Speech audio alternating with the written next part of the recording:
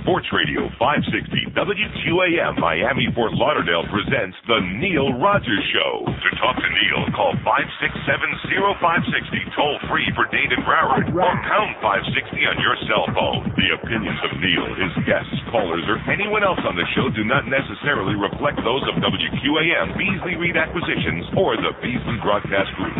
Now, Neil Rogers on Sports Radio 560 QAM. The media is sick and needs help badly. I just want Peter Alice to know that all of us American governments on the water company, we are Chinese too. Thank you very much.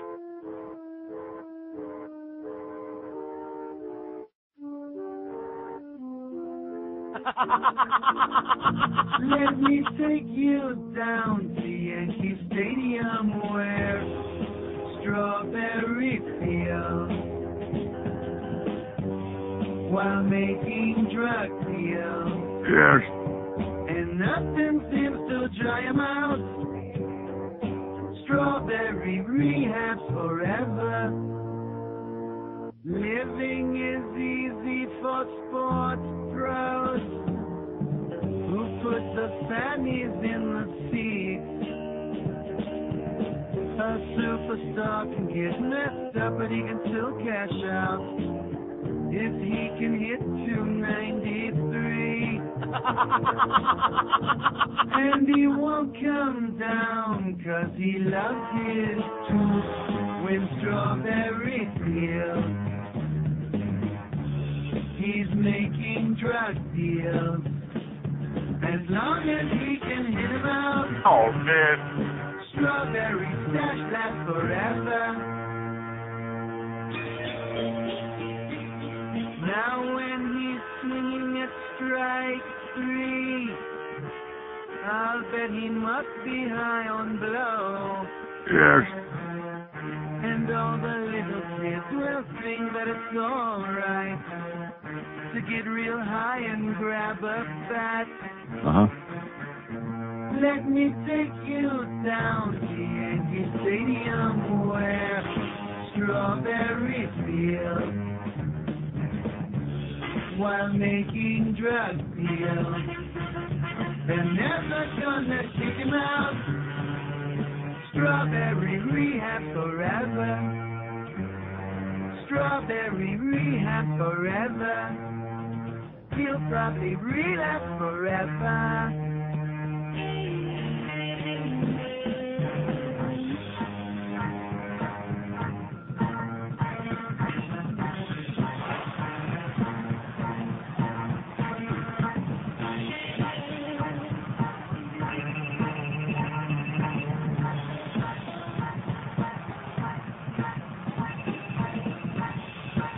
Hello, Del Strawberry. Look, man, I told you to call me to the game. Hey, look, I probably ought to go to the fly ball company. All right, I'll call you later.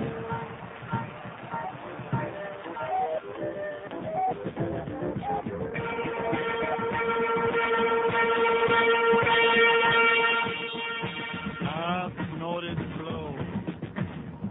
All right. 10:04 at 560 WQAM. So what were Payne Stewart's final words? I just want Peter Alice to know that all of us American governments on the water company, we are Chinese too. Thank you very much. What a sense of humor. A guy goes out with a laugh. Nothing like that. That's what I always said. Well, there's so much to talk about. You know, yesterday I noticed that, of course, they're always, the cat's always got their tongue, this crowd. But now that the whole rest of the country is in an uproar about the Jim Gray thing, as they should have been yesterday, well, they were. The rest of the country was. And I noticed now this town jumping on the bandwagon. I mean, Jim Gray needs to be put in a rubber room somewhere. The country needs to be protected from Jim Gray and all of the media. He's just an example of how dangerous the media are. For example, I go home yesterday afternoon, I flip on CNN, and they got this Bill Curry Jr. guy who's a young, kind of pudgy guy. He's a friend of the family of Payne Stewart. And he comes out to read. Of course, all the media are out there waiting breathlessly. This is up in Orlando at Payne Stewart's home. And the media waiting breathlessly there with their microphones for the statement. And he comes out and he reads a prepared statement about the family and says this and this one says that and please pray for the family and that's the best thing you can do. And it's a hard time for all of us and we're trying our best to get through it. So here come the stupid questions. Well, how does this affect you personally, Bill? How do you feel? And he's, trying to get the hell out of there. And I'm screaming at my TV set. There's nobody there except me and the dogs, but I'm screaming at the TV, turn around and walk away. Please. Please. And this is my advice for anybody in the world. The next time the media start asking you a bunch of stupid, intrusive questions after you said all you're going to say, or maybe you have nothing to say, turn around and walk away and tell them to get the F out of your face. And he says that I have no more comment to make. That's what the family has to say, and those are my comments. And the best thing you can do is pray for the family. And he turns around and talk to us, Jim, talk to me about. And you just want to take a Uzi and blow those assholes away. You know what? That's the way I felt. Uh-huh. Blow those media bastards away. Bunch of mania, bunch of grave robbers. Bunch of grave robbers, that's exactly what you are. You people in the media, like I've said for years, like Jesse says, you're dangerous. You're crazy people. And that asshole that called right before the end of the worst team there about, he did bet on the, there's a thing called the Dowd Report that the late baseball commissioner Bart Giamatti had with all these. Why don't we just see what's in there? Why don't we just see what's in there? First of all, the allegations allegedly are that he bet on baseball, 57 times, 52 times, but again, bet on the Cincinnati Reds when he was playing for the Reds. But are there any allegations that he bet against the team that he was playing for? No. No. So even though it was certainly inappropriate to be betting on baseball, there's no allegation that he fixed any games, is there? No. That he threw any games? No. That he tried to make his team lose any games? No. So what's the big deal? Oh, he gambled. Here you got your Darryl Strawberry, who opens a mouth, by the way. He says, we were pretty much all disgusted with Jim Gray, says Yankees outfielder Darryl Strawberry. It was a night of celebration for Pete Rose. Every player who ever plays cares about Pete Rose. It was an embarrassment. It didn't set too well in his clubhouse. And MSNBC, which of course is just an appendage of NBC, the guilty party. So last night, in this montage of news, whatever the hell that Brian Williams crap that goes on for hours to kill time. So they're going to give us the big lowdown on this thing and about America's up in arms and Jim Gray did this and Pete Rose said that. And so what do is they show about 10 seconds of the interview. They just slice it down. They don't show you the fact that Jim Gray asked the same question 72 different times, 140 different ways. Did they show you that? No. No. And then they just moved on to the next, whatever the next segment was. Because they're too goddamn embarrassed to admit that it was the Peacock Network that's blushing. Every color on the Peacock is the same color of blushing red from this grotesque performance. How long do you penalize a guy because he's got a gambling? He's still got a gambling problem. Everybody knows that. He gambles his guts out. Like I said the other day, see him at Pompano Park every once in a great while, sitting there with a big stack of hundreds on the table, trying to impress everybody with what a compulsive gambler. He's got a gambling problem. And again, when you put it in the proper perspective of athletes in America over the last 15, 20 years, is a gambling problem a big deal? No. Especially when there's no accusation that he ever bet against his own team? No. No. And I don't even like the guy. He gives me the creeps. I tried to give him a winner at Pompano Park that night. He's up in the clubhouse, and he looks at me like he goes and bets, I don't know how much on some other goddamn horse. I gave him a $27 horse at Woodbine. Did he bet on it? No. But that's okay, Pete. You're an expert. Just keeps tearing up the tickets. That's his deal. It's his money. If he wants to set a bonfire in his backyard and burn his money, that's his business. Did he ever steal a freight train? No. Is he robbing 7-Eleven? No. Robbing your money? No. No. And let me also say this, which I know won't sit very well in the sports nerd station. What's the big simus about Payne Stewart? Like Hank said yesterday after a really idiotic call, and there were so many yesterday all over the station. After a particularly idiotic call, Hank, you're an expert on sports. Share with us your thoughts on Payne Stewart, on this terrible tragedy. And Hank said, and very accurately so, it's sad. When anybody dies, it's sad. I didn't know the guy. It's sad. What does being a sports expert got to do with that? He was a golfer. It's sad when somebody dies. He was a golfer. He's dead. John Chafee, the former governor of Rhode Island and senator for 23 years, he died yesterday. Of course, he was an old guy, 77. Anybody care about that? No. No. That's on page 3. Payne Stewart's on page 1. And there it is again on CNN. There it is right there. There's the plane, the Learjet. And now to California in San Jose. Yeah, there you go. 10 minutes after 10 at 560 WQAM. No portion of this broadcast may be reproduced without the express written permission of WQAM Beasley Reed Acquisition Corp. Gotta keep your shots straight here. Come to me, my child. Do you need a ride? Certainly, I don't mind. I'll drive you home with me. You can trust me. I'm a priest. It's the least that I can do. I just want to be nice to you. Come closer to me, my son. Say, you're quite a handsome young man. Why don't you take your hand and feel my magic rules? And I'll be nice to you.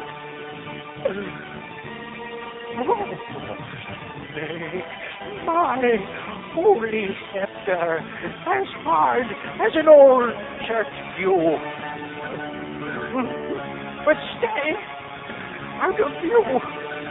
First the next time, the next week, with a young child, I'll have to reside. Or somewhere in Arizona, they'll transfer me. Oh, geez. I think it's the police. Harry, sit your pants and remember, please, if they should ask what I did with you, say I was only being nice to you. Peace be with you, my son. God be with you, my child. Oh, God. 10:16 at 560 WQAM. Anyway, of course, the hero with their obligatory, the pro and the con. They're one of the most stupid pages I've ever seen in my life. Daniel, a bastard. Rose shouldn't apologize for his play. And then he goes on to talk about the column below, which is Greg Kotek saying Rose's appearance was self-serving and rips Pete Rose an ass. And contrived, pro and con, crossfire, bunch of crap, as opposed to saying, well, here's our columnist, and let them write their own opinion, whatever it is, even though they don't have much credibility anyway. This is just another classic example of what's wrong with the people in the media. You're sick. I know we have a lot of people in the media listen to this show. You're sick. You're a bunch of grave robbers. You're lunatics. You're out of control. You have no credibility. You're nauseating. You're disgusting. The whole thing is just how much controversy can we stir up? How much publicity can we get out of this? As opposed to having any basic common decency, which forget about that, because does the media have any basic No. No, none. Zero. Zippity-doo-dah. Which, of course, goes back to the whole thing with Ken Starr and that whole Bubba-gate thing, the penis-gate. Like it was somebody's business that he was getting a couple of blowjobs and doing phone sex with Monica. Was that anybody's business besides Bubba and Hillary? No. Of course not. So we had to spend 18 months, $47 million, by the way, they spent. Let's round it off to a nice $50 million. So let me say it again. John Chafee, Rhode Island senator, dead at the age of 77, heart failure. He was governor 3 times of Rhode Island. He was in the Senate for 23 years. He died. Now, he was an old guy, 77. That's maybe old enough, maybe not. But he's dead. It says, with his death, Floridians lost a friend of the Everglades. One of the few moderate Republicans left, not one of those foaming right-wing maniacs. That's on page 3, eh? But on page 1, ghostly air tragedy. Now, see, this was a major story, but primarily for one reason. And that was that here was this pilotless plane floating along up there in the sky. Even though, of course, it was only a small plane, a Learjet. That wasn't like your, 747 or an Airbus or, any big commercial jet. But nevertheless, it could have landed anywhere. It could have crashed into a populated area. And it would have hurt. And it might have hurt somebody. That's right. Would have hurt bad. It wouldn't have hurt them because they were already dead on the plane. That's why the Pentagon was involved, and that's why they were up there waiting to see if they were going to get orders from El Presidente to have to shoot it down, depending on where the thing was going to crash. Which, isn't it amazing Maybe God must have been looking. He wasn't looking after the people in the plane, but he was looking after the people on the ground. Well, he can't do everything. But out there in the wilderness, not even in Aberdeen, South Dakota, but like out west of the city, out in the middle of Yenamsbelt. God said, let it land in Yenamsbelt, and poof, it landed in Yenamsbelt. Yeah. Crashed right into the ground. In a nice, soft, mushy ground, too, so it just went right down in there. So it didn't go splattering all over the place and possibly hurt anybody, even the cows. Nice going, God. Thank you. But, so that was the big part of the story. Was it a big part of the story that it was Payne Stewart? I mean, no. I hate to break the news to you, and I don't want to sound insensitive because, like I said before, it's a tragedy when anybody dies, especially somebody as young as he was. But unless you're a golfing person, I mean, I knew who he was, only because you get inflicted with the names of golfers all the time because this crap is on TV incessantly. George had no idea who he was. My brain filter works perfectly. How do you like that? I bet you there are a lot of people in this audience who never heard of Payne Stewart until yesterday. Of course, there are a lot of people in this audience also never heard of John Chafee. Who? Yeah, right. What was his handicap? Age. Old age. 77, I think. I mean, like I said, I don't want to sound insensitive, but what's the big deal here? This reminds me of Princess Diana and Sister Teresa. Whatever the hell her name was, mother, sister, she was a mother. They die on the same weekend. Mother Teresa, who's a wrinkled-up old bag, she gets like 15 seconds there on CNN, on headline news maybe, with Lynn Russell. Princess Diana, oh my God, it's going on and on and on. Went on for months. It's still going on. They're still hawking a China about Diana. Anybody talking about Mother Teresa anymore? No. No. Who allegedly, was doing all these good things, like preventing people from having abortions and forcing people to reproduce like cockroaches, things like that. But at least she thought she was doing good stuff. But she was a wrinkled-up old bag, kind of like Senator Chafee from Rhode Island. He was a wrinkled-up old guy, 77. Probably didn't play too much golf anymore. So here's a guy that played golf. He gets killed in a plane crash. And just like with JFK Jr., the other 4 and maybe other 5, they're not really sure about this. Bruce Borland, who's was a golf course designer for Jack Nicklaus. I'm not really sure if they figured out yet if he was on a plane or not. But so the other people that were on the plane, they're also dead. Am I correct about that? Uh-huh. Including the pilots? Anybody talking about them? No, because they didn't play golf. They weren't golf champions, and they didn't wear knickers. That's probably the most important part, is they didn't wear knickers. Now, seriously, if I were to tell you that a guy who wore knickers got killed in a plane crash yesterday and didn't tell you the name, what would be your first impression? Knicker lover. Right, exactly. In addition to which, here's a guy whose final words were... I just want Peter Alice to know that all of us American governments on the water company, we are Chinese too. Thank you very much. So he had a sense of humor. By the way, how about some sperm donors out there? We got any guys want to donate some sperm? Uh-huh. Come on, here we go. Squirt. Get on the internet. Auction of ovarian eggs on internet ignites firestorm. And, of course, these are beautiful. Oh, I'm looking at the one. She's beautiful. Oh, I'm looking at... Jesus Christ. Did you see these pictures? No. 2 out of the 3 that they have pictured on here, oh, my God, they look like dime store hookers. I'm sure it's just a bad photo. No, it's not. The one in the middle, she's pretty hot, but the other 2, good God. The one on the right looks like Roseanne on a bad day. And she wants to sell her eggs. Chicken Little could sell his eggs better than this bitch. Anyway, on the internet, they're auctioning off ovarian eggs. The idea being, and from 15 to 150 grand, by the way, for the privilege.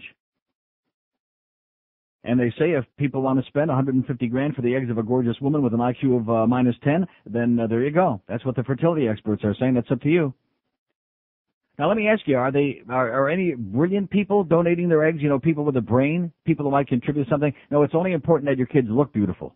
They can be dumber than sawdust, but it's important that they look great. What do you say to that? All right. Yeah, we like good-looking people. We don't care about smart people. We don't admire smart people. We don't encourage smart people. We like beautiful people. And I'll echo that. I like beautiful people.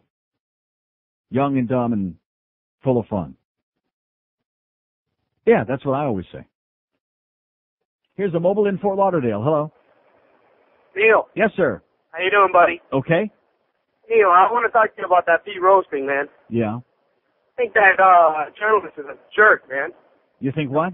I think that journalist that interviewed him is an asshole. Some journalist? I thought it was Jim Gray who interviewed him. You said journalist. Well, that guy, the reporter from CBS or wherever. No, from NBC, the asshole, yeah. He's not a journalist, he's an asshole. I think it's okay to smoke crack, but it's not good if you're going to bet a couple bucks on a game. Right. You know? You can go to the Hall of Fame if you smoke some crack. Yeah. But don't let the kids start trading their baseball cards because they might get expelled from school. And don't forget about beating up your pregnant wife or girlfriend, too. That's exactly. Okay. That's all right. Thanks a lot, Neil. Okay, have a great day. So there's a guy who was touching around the edges of it. It was that journalist from CBS. Is that who it was? No. He's close. He's warm. See, this town will catch up. They'll get the information in about a week, and then they'll be talking about it. When you least expect it, they'll be all foaming at the mouth. 5670560, pound 560 on the AT&T wireless line. America was pissed off and fired up. The calls were pouring into NBC, to the local affiliates, to the network, all over the goddamn country. And what's this town got to say about it? Just like they usually do, just like the Payne Stewart death yesterday. Yeah. That's what they got to say about nothing. Well, Hank, you're very intelligent. What are your thoughts? Share with us your some perspective on the death of Payne Stewart. Oh, yeah. Here's West Palm Beach. Hello. Hello? Yes, sir. Yes, Neil, I just wanted to get your take on the Montezuma State Waukegan game, Neil. What can I do for you, sir? What's your take on that, What Neil? can I do for you, sir?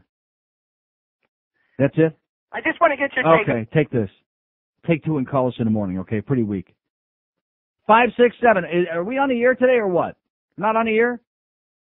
5670560. And by the way, where the hell is Maddie Bell? He's an asshole. Where the hell are the real ratings from yesterday? Where's all the stuff that I'm supposed to get here when the rating book comes out? The summer book comes out. We kicked ass here in midday. Oh! Morning and afternoon would have kicked ass, except they got all the commercials and nobody's listening more than 5 minutes a week. Would have kicked serious ass.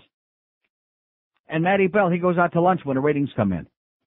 And our program director's going around yelling, I want the goddamn numbers. Inquiring minds want to know about that minuscule number in the afternoon with the babbling brook. They want to know the goddamn number. They want to know about WAFN. Did they show up at all? Here it is, 10:30 the next morning, and do I still have the stuff? No. No.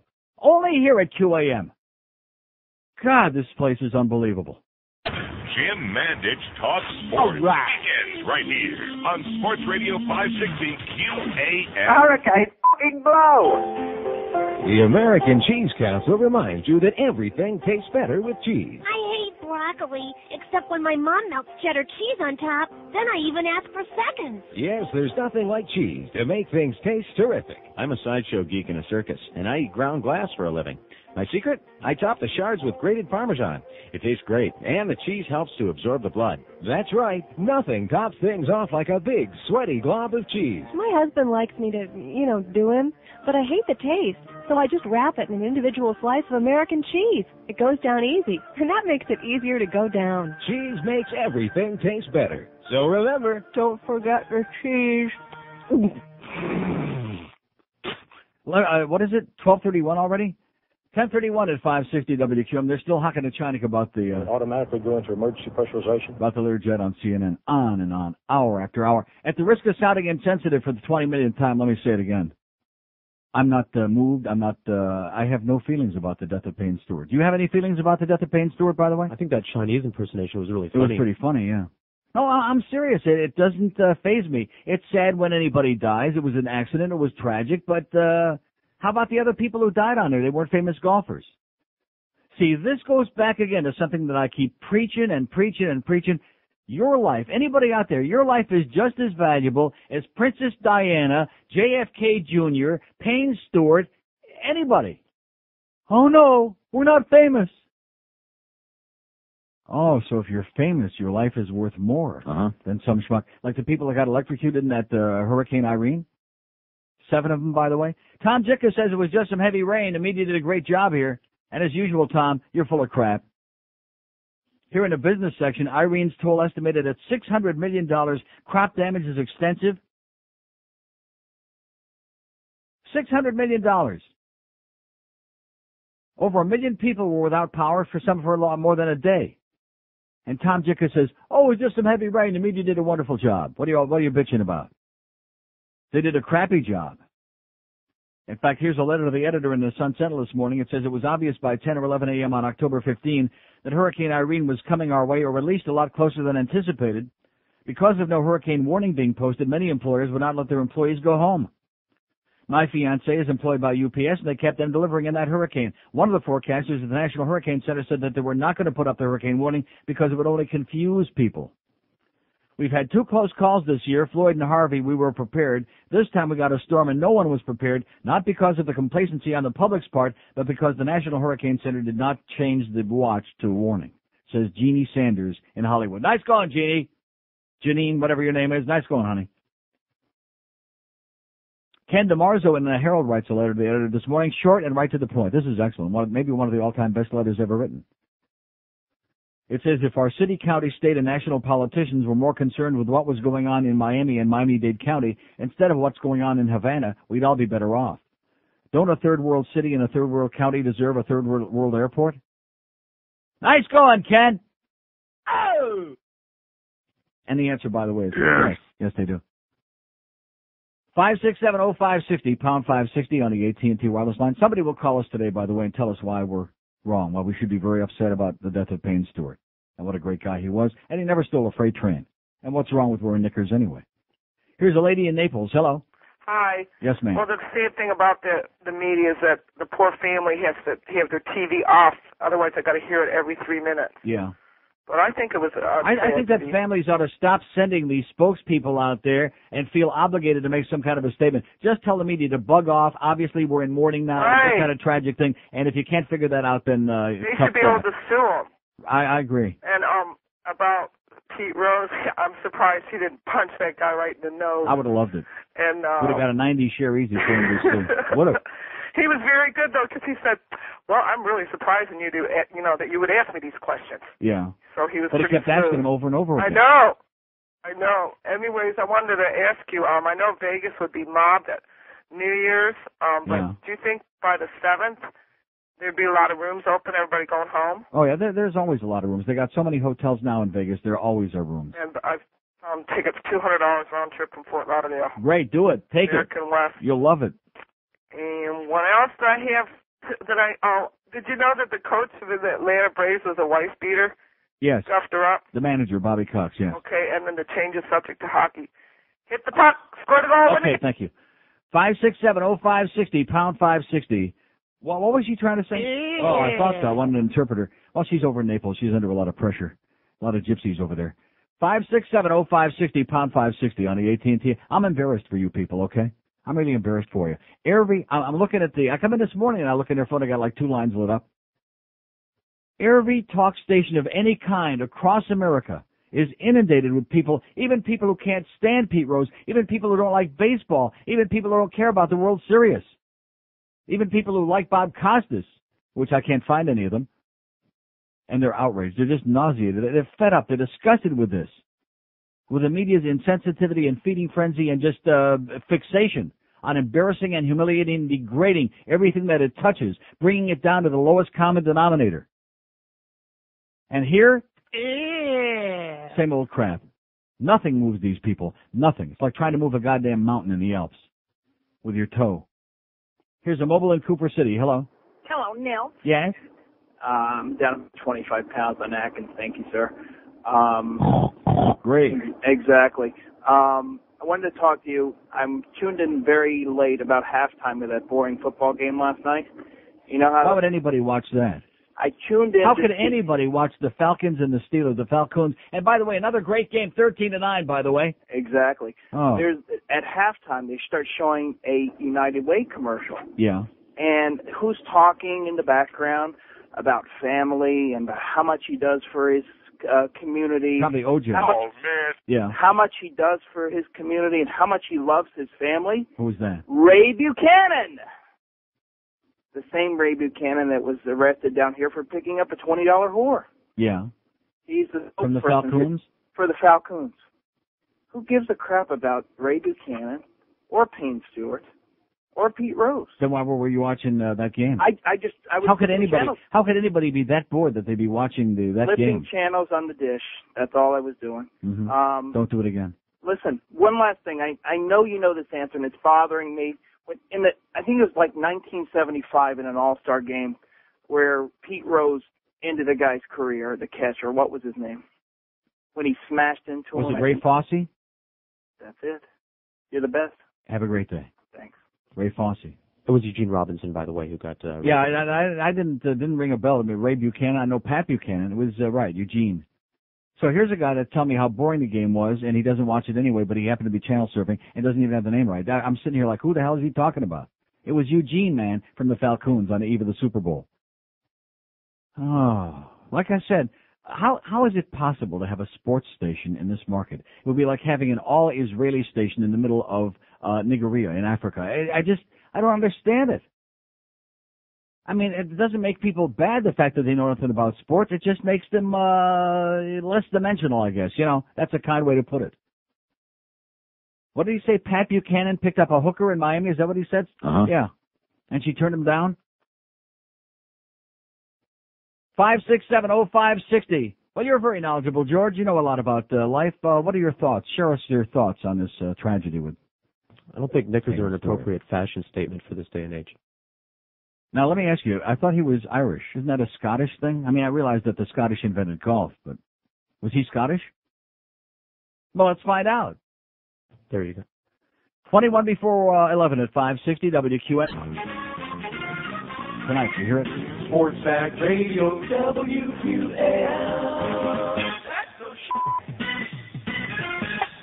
Cool, baby. Let's turn this mother out. Puff the Magic Rapper is on my TV. No one heard of him before, or his name is Puff Daddy. I said that Puff the Magic Rapper won't be here that long. Not unless he learns to sing or to write a friggin' song. I said Puff the Magic Rapper is all over MTV. Only because someone shot Notorious B.I.G. That guy. Maybe someone should tell him making it this way is wrong. Picking at your dead best friend, seeking flesh and bone. Snoop Doggy Dogg on the ball track. 1044 at 560 WQAM. Bob Lincoln faxes us. You know my good close personal friend Bob Lincoln, because he keeps sending me those hotel books 4 times a year for free. So just got a fax from America Worst. Oh, America Worst. Rooms still available, 50% off New Year's 99 in Vegas. I'm assuming he means New Year's 2000 or whatever it is. Y2K.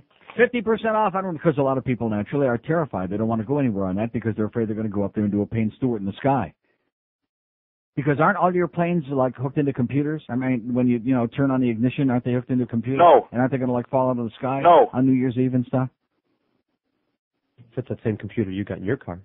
Yeah, probably. That's right. Maybe the steering column will lock. Oh, by the way, I got my car fixed yesterday. Thank you. And thank the 50 million people that called my good friend Greg Nelson over there at Lubac Road. Yeah, he calls me at home yesterday. Gee, I've had 45 million people call and say you're all upset about the vet, and what can I do for you? And I said, don't worry about it, Greg. I had it towed up the street here. They took care of it. They replaced the steering column lock. I got it back. It drove all the way from there to my house, 2 miles. Drive it today? No. I don't want to push my luck, okay? You get a new part in there, it's got to like ease itself in. It's got to break in. You know, I don't want to like push my luck this year. Maybe next year. Maybe for Y2K I'll drive that one. Okay, we got 600 open lines here. Every day the same thing here. I think if they can just load us up with spots like they do the morning show, I can play music. Oh, by the way, speaking of music, Bulletin, Spy Report, Power 96 yesterday.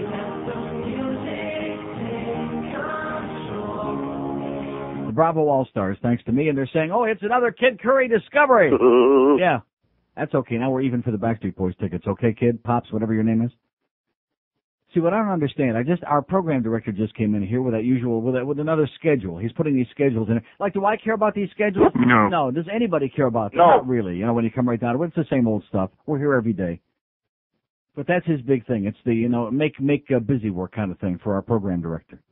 And I said to him, what's the story on these ratings? I mean, I don't get it. It's now almost 11 o'clock in the morning. The day, it's like 24 hours later. And he went, like that.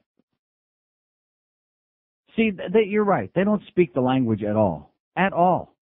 They don't speak the language of broadcasting. Like the ratings came in. Aren't you people concerned that your software, your hardware, your in-between-wear, your underwear, it didn't work? Aren't you concerned about that? No. I mean, don't you want to make a little bit of effort, have somebody get them all to you, which we'd like to have them here on the air. Especially inquiring minds, we've been building up to this moment. They want to know that big number on wins 3 to 7 in the afternoon. They want to know about Barry Jackass's favorite WAFN that had 45 front-page stories in the Herald to promote them up. WAFN, did they show up anywhere?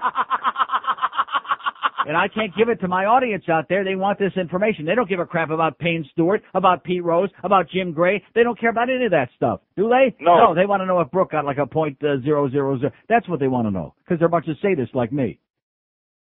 We'd like to see her get a point minus something. Minus. First time in the history of Arbitron, a minus in front of the number, a minus 82 for that bitch, that effing bitch. Can't get the number. He said, well, maybe I'll have to go over to Kiss and run him off. Oh, don't do that. Don't put somebody all the trouble to do that. I'm sure somebody over there like Bob McKay with his bad wig, I'm sure he could probably get on it, and the goddamn fax too. Fax us over the right stuff. But, well, we got this, we got a little bit here. Why should we go beyond that? Why should we make an effort? See, that's what gets me about this place. Why should we actually make an effort? And why are you such a prick that you want to force us to do something? That's why, in spite of your gigantic numbers, Greg Reed says to me yesterday, I go in after the show to take a leak, and I hear somebody is in one of the, I thought it was you as a matter of fact, because you're always taking craps in there. And I thought it might have been George, but then I thought, that's not George. Somebody's making like a lot of those Boca Brian noises, in there. Yeah. No, I'm real quiet. No, I know. Well, somebody was not quiet. I don't know what he was doing in there besides that. But at any rate, so I finished taking my leak, and before I could get out of there, the door opens from the toilet, and out springs Greg Reed, our fearless leader. How do you like that? And he's going, oh, great book, Neil. Now, did he come in here? Because he assumed, of course, I've left by this time. In fact, maybe that's where he was hiding out until the coast was clear. He's looking at his watch to see it's about 2:05, 2:10. Coast is clear. The fag is gone. Now I can walk around the building. I don't have to congratulate him on a great book while the rest of us went in the tank because of our 85-minute spot breaks. And he came up with one of the most incredible lines I've ever heard in my life. He says to me, people think it's easy to get ratings. He says, until we brought you over here, we didn't have any ratings. And I thought to myself, gee, if that's the case, how come I have to have a nervous breakdown and threaten to walk out for you to do anything in that studio? When's that goddamn 800 line coming in? Why is it that every time we ask for anything, no matter how inexpensive it might be, it requires like a major, we have to have meetings, the lawyers have to get on the phone back and forth. But we didn't have any numbers over here till we brought you over here, Neil. Those are the words from our fearless leader after he said, that. And I thought to myself, well, gee, you sure have a strange way of showing it. Just like our program director. See, that's one thing in the other stations. You can say what you want about Boy Gary and about Steve Nickel. He's an asshole. Well, you can say that. But when the ratings came out, if they had to stand on their head, because it's part of the program, not only for the audience's sake and for my sake, but everybody in the business tunes in when the ratings comes out, because this is the only place where they'll find out how they're doing. Their management's not going to tell them. And, oh, by the way, speaking of how they're doing, going home yesterday, Hank goes into a commercial break after that brilliant call, by the way. Oh, you know a lot about sports. You're very knowledgeable, Hank. What are your thoughts about Payne Stewart and this terrible tragedy? After that brilliant call, Hank blowing that guy off, rightfully so. So they go into the commercial break, and I figure, I got about 10 minutes now. So I flip over to Smegma Radio, Smegma FM 103.5. And just as somebody predicted yesterday, they're playing... Oh, you got it on there? Oh, I don't think I have, actually. I might. They're playing... You might have it on one of yours. Reunited by Peaches and Hers. Oh, my God. Peaches and Squirm. And this station is getting a frickin' number in this market. They're number 1 in men, 25 to 54 in the afternoon, and they're number 2 behind my ass in the midday. They must have given diaries to every fag in the market here to get disco music. Get out of here with this crap. We are family, baby, with 2 B's. Jesus Christ. I mean, it was okay in its time, and once in a great while, I like hearing some of that stuff again. Once in a while. But a steady diet of that crap? Oh, my God. That's I'll guarantee, more effective than the Atkins. You'll be puking your guts all day hearing that. And all of a sudden, this meteor, first time Clear Channel has ever done anything in this market with even a minimal impact. Rick and Suds have vanished from the landscape. Vanished, disappeared. The psychotic bitch, she's so low we can't even get enough pages to find her number. In fact, probably the birds have got her right. She's on my back pages somewhere there. Can't find a goddamn thing. But finally they hit the jackpot with disco. I'm sorry, I'm not buying it. I'm not believing it. Oh, the pain. I was going to do a good thing there and you screwed me up on it. Prick. Here's Coral Springs. Hello. Hey, Neil. Yes, sir. Hey, just a little word of warning to the woman going to Vegas. She did say she was flying America West. Oh, did she say that? Yeah, you were kind of talking. I don't think she said that. Well, no, you were kind of talking over her at the end when you said, "Oh, go for it, baby. Good luck." And you said, like, "Yeah, America West Airline." I'm like, "Oh, geez, the worst." America worst. They are the absolute worst. They make American Airlines seem fantastic. As far as the Ray Buchanan guy, I mean, not only did he get that wrong, is the guy being Eugene Robinson, but geez, I mean, Ray Foster's career didn't end because he was never the same player, but he still kept on playing. It seems like he was trying to indict Rose for playing tough baseball and bowling him over at the plate.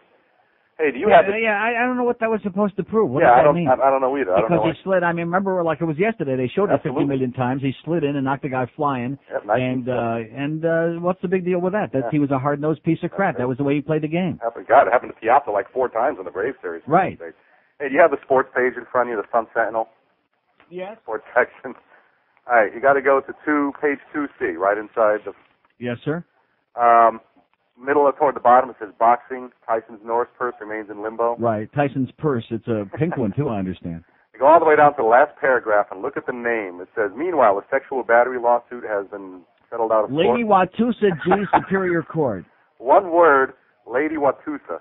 Lady Watusa J.E. J's Superior Court complaint against Tyson was scheduled to go to trial, but parties settled the matter last Friday. A sexual battery lawsuit against the female photographer named Lady Watusa G. All right. How you be doing, Lady Watusa? And I'll never understand. There are still fans, Tyson fans out there that will stand by this guy. That is correct. The second coming, the guy, he lost his title in 90. So that's he's a scumbag. Forget about losing the title or not. He's a scumbag that keeps putting on all these shams and these scams, and people keep paying to watch this crap. And I happen to have Showtime. I've got the small dish, and that's part of the package. So I turned it on because I'm not spending any extra money to watch it. And it was like, it's just unbelievable that this stuff happens. I mean, and how come when they interview Mike Tyson, as illiterate as he is, nobody gets up in front of him and says, "Hey, Mike, you're tired of being a scumbag and doing all of these grotesque, barbaric, unacceptable things"? How come nobody ever says that to him? Well, Jim Gray wasn't around. Oh yeah, that's right. But he got warned. I'd like to see Jim Gray do that Tyson and see Tyson just knock his head off. Well, he got warned by the official during the round about hitting on the break, and the official said, "No more, Mike. You're going to lose a point." And then sure enough, at the end of the round. Yeah. I mean, I equate the Tyson fans to like Raider fans. You know, the team hasn't done anything in 15 years. They still think very it's sick dynasty. people. Yeah. Okay, pal. Thanks, Neil. Have a great day. How's Eugene Robinson? Ray Buchanan doing? The guy kept saying it. I'm sitting here like, what? What is he talking about? Who's that? 567-0560, pound 560 on the AT&T wireless line. We got 400 open lines here again today. No waiting. Here's South Miami. Hello. South Miami. Yeah, South Miami. Yes, sir. Yes.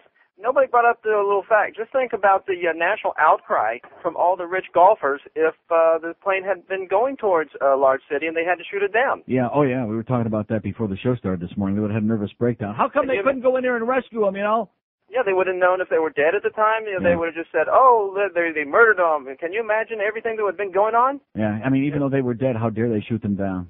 Exactly. That's all. Are you upset that Payne Stewart is dead? Doesn't bother me. Okay, thank you. Okay. I'm not doing this for the purpose of being insensitive, but I just don't understand why this is such a major story, why it's on the front page, why we've had about 24 hours of continuous coverage about this. I don't get it. He was a golf guy, and a good one, okay. But how about if he would have been a bad one? How about if he would have been a golf guy that wasn't quite so famous? The media, it used to be like, well, we don't know. Is it the chicken and the egg? Is the media, molding public opinion, or are they just reflected? That argument is that's long since over with, okay? The media drags the public around like a bunch of sheep by the nose. Oh, this is very important. You better pay attention to this. Why? Because we said so. Oh, okay. You're right. He was real important. What was his name? 4 minutes before 11 at 560 WQAM. Ed Kaplan knows the scores. Starting at 10 till the last game ends.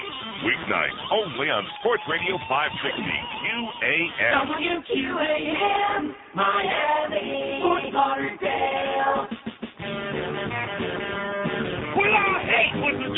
WQAM. Putting that faggot back on again. I want what they had before. He's not my kind of guy. What the hell are they doing anyway? It's a manly sounding guy who's really gay. I want more Chris Moore, cause his voice is real high. When I listen to the sports, a manly voice won't get my attention. But will really get me slipping the shorts. A squeaky high voice will give me an erection. Well, I hate what they're doing on QAM. Putting that faggot back on again. I'm going to miss hearing straight men with voices this high.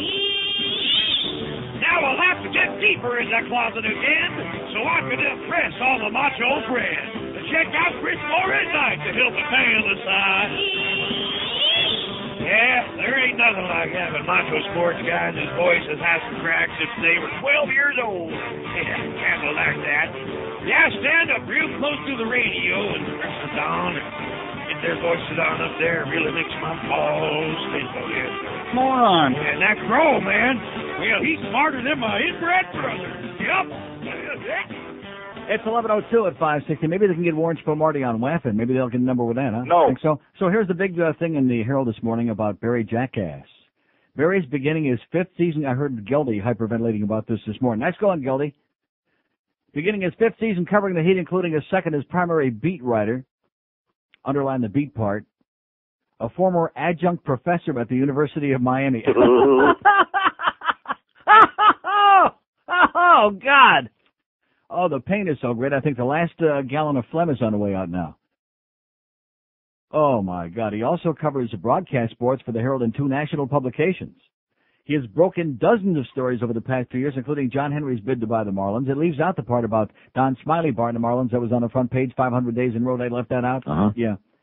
The renaming of Joe Robbie Stadium, the awarding of MLS and WNBA teams to Miami, several Heat stories, and virtually every major local sports broadcasting story, like Neil Rogers is an asshole and doesn't carry all those press conferences, even though the station never had any numbers until they put him on the air.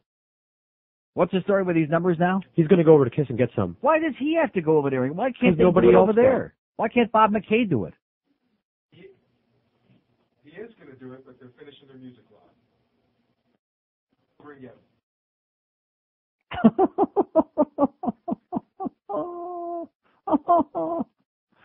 They're finishing their music log. Bob McKay is dropping a little log over there now at KISS. How did they do, by the way? They have any number, KISS? No, I never even look at them. It's usually the 4 share. They always have the same goddamn number because it's the same nose pickers that listen to the shot kicking music. Yep. How'd they do? Here we go, men 25-54 in the midday. How's KISS doing? What? I'm just guessing 3-5. It's always a 3-5. I don't. Oh, here it is. Oh, my God, a 5-point. Oh, that's in men. Men 25-54 in midday. They're number 7, baby, dropping from number 4 with the same number. I don't get that. I don't understand that. But nevertheless, they're kicking some serious, they're shot kicking some serious ass over there at KISS. They're working on the music log, so Bluff has to go over there and do it and has to open up the door to tell us, I'm going to go over there and get the number. I'm doing something for you guys. See this? I'm doing something. Yeah, is he doing something? No. Besides making up those stupid schedules? No.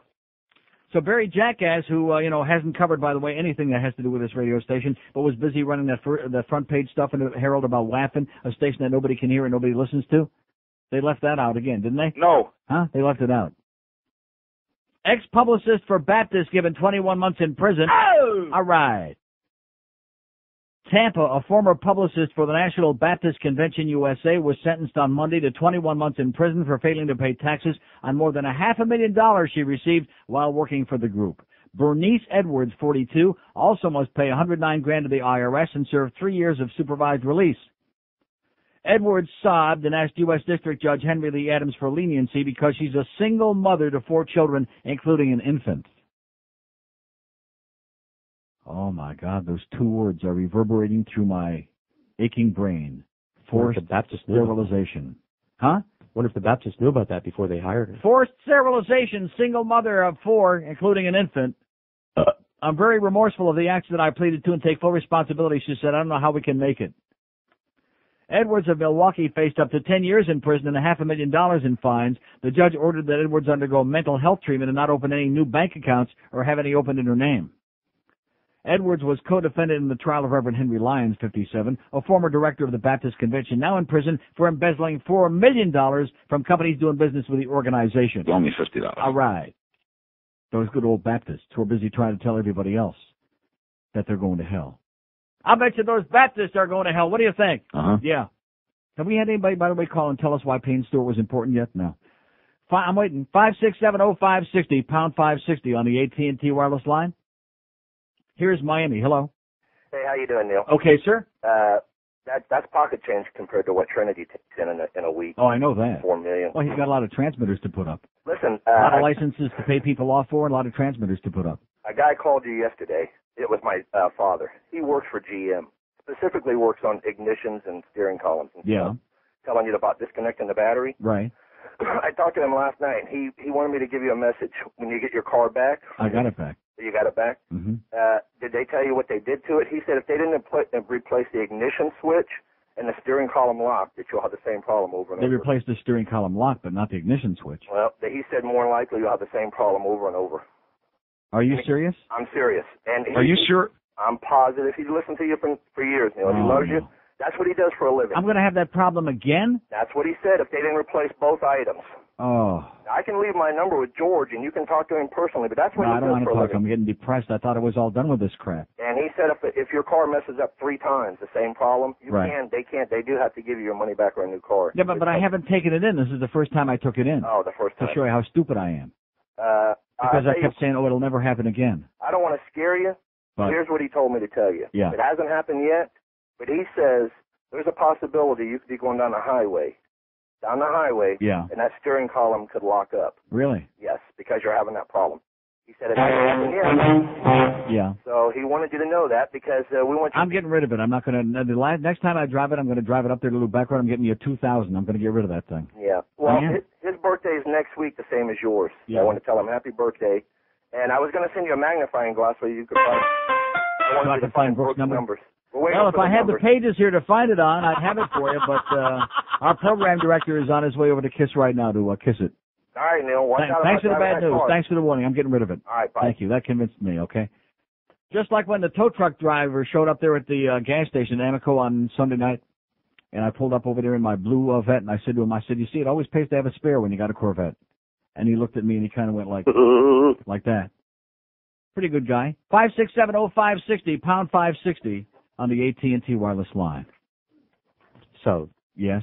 Oh, by the way, Pizza Loft tonight, 6 to 8 o'clock. We'll have the best of Neil and all that stuff, the CDs, the cassettes, and those keychain buttons. Yes. My best close personal friend, Bob McKay, called and said he's going to fax over what he has already printed up right now. Yeah. And as soon as he's done with that log, which is what's tying up their computer and printer, yeah, they'll print out a bunch more stuff, whatever they have. Yeah, so why has Bluff got to go over there just to make it look like he doesn't have to go over there? Try to impress us? No, well, he's got nothing else to do. He's got nothing else going on. What? No, I know you don't want to say anything because he's listening in the car right now, and he's probably, tearing up a little bit by saying this. No, I like Duff. He's a good guy. It's not personal. It's business. He just, useless? That's bad. Is that a bad word? Would you say that would be an exaggeration? Would that be a bad word? Useless? Okay, 9 minutes after 11 at 560 WQAM. There's something wrong with our PD. Our program director is upset. I asked him what was so upsetting, but he ran outside the studio instead. And then he cried.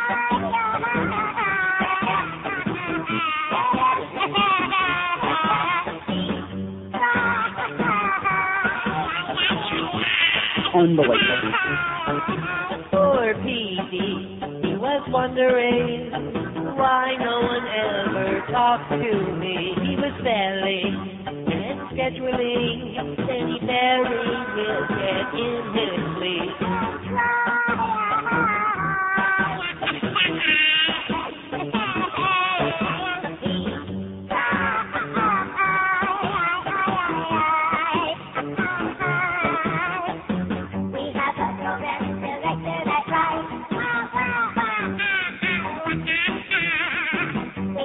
Program director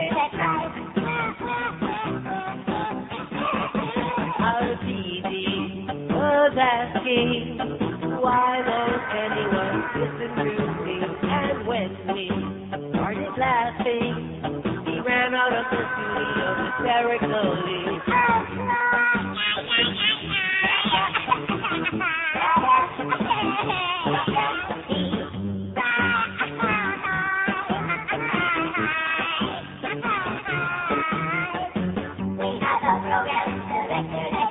Yes.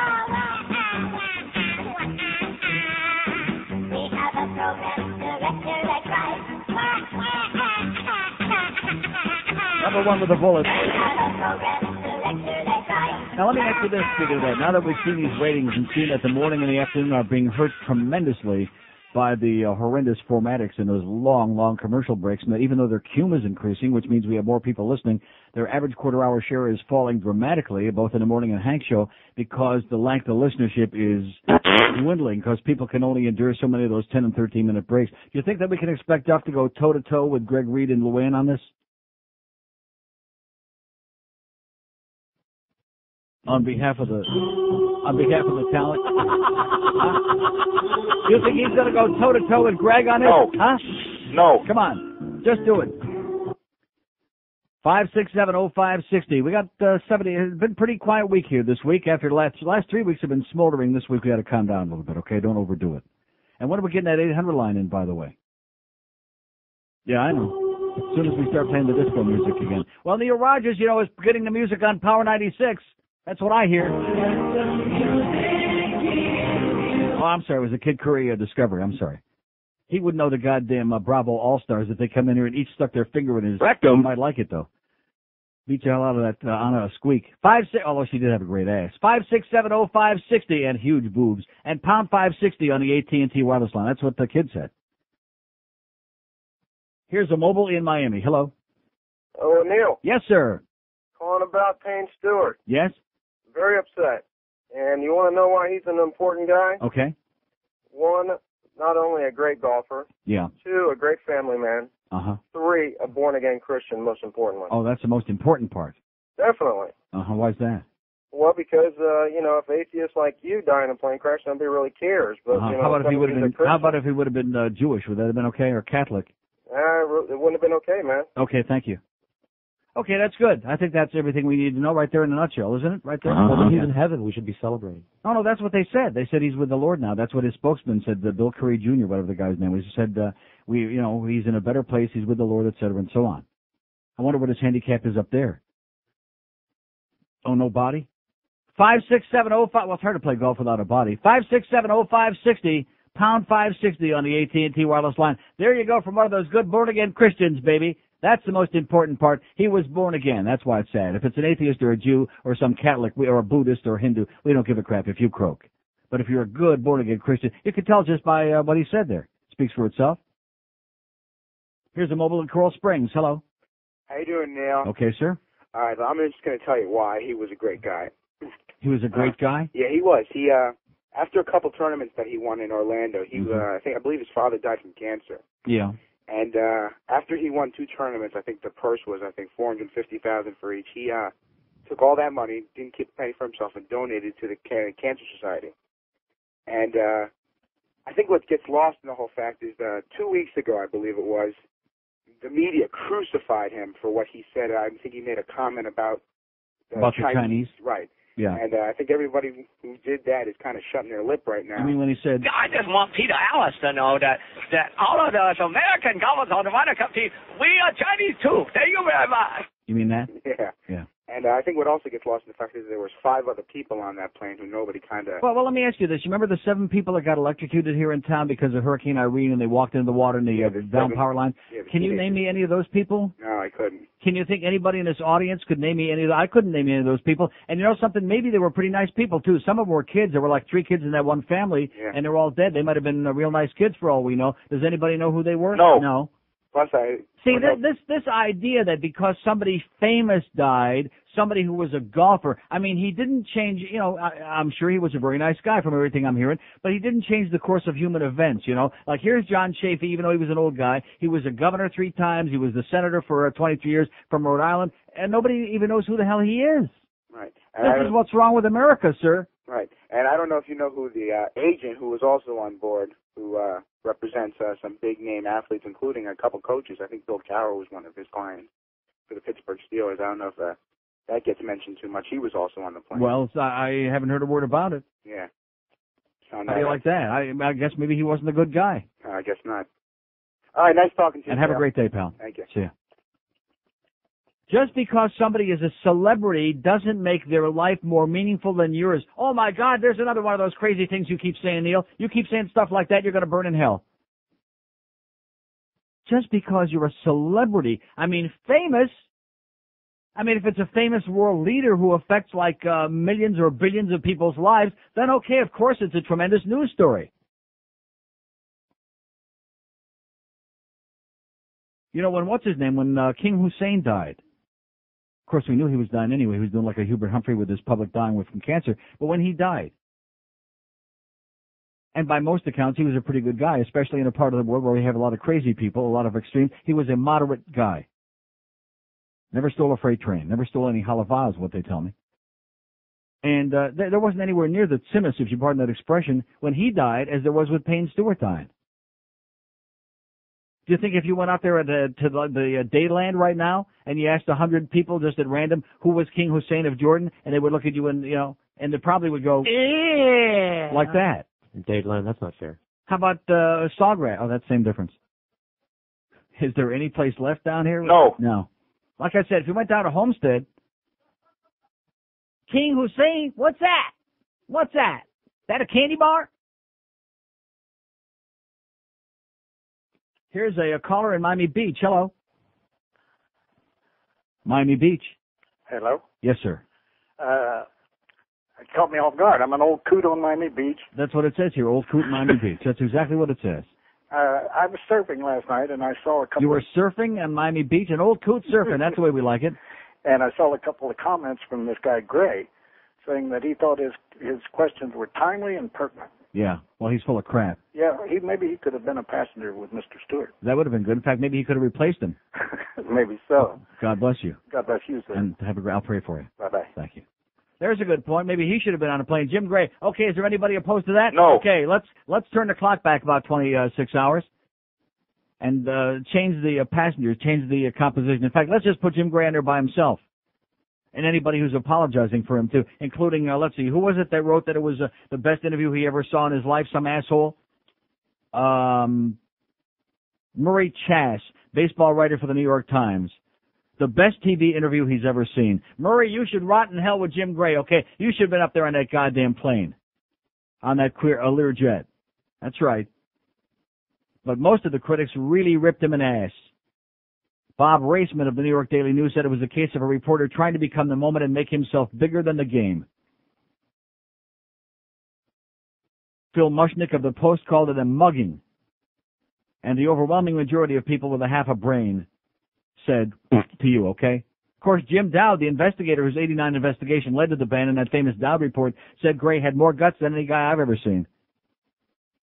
I mean, here's the guy that they bring in finally after 10 years. They say, okay, we know everybody, the fans love you, but we have to be goody two-shoes. We're against gambling because it makes us look like a bunch of crooks, which most of us are anyway. And they give him a big ovation, and now we have to analyze the ovation. They were really cheering for the martyr, Pete Rose, not for the athlete. That's what Greg Kotex writes. Anybody believe that? No. Of course not. He was great, okay? He didn't just get 3,000 hits, which is like the benchmark for the greatest baseball player. He had 4,200 and some odd hits. He was a hard-nosed, tough-playing, mean-ass, impossible-to-get-out goddamn ball player, which is what it's supposed to be all about. I mean, if you're going to take all the scumbags out of sports, okay, I guess most sports end tomorrow. This station will be playing Hungarian melodies on Friday. Yeah, if you take most of the scumbags out of sports. And then frickin' Darryl Strawberry, he's got the gall to open up a mouth and have an opinion on this.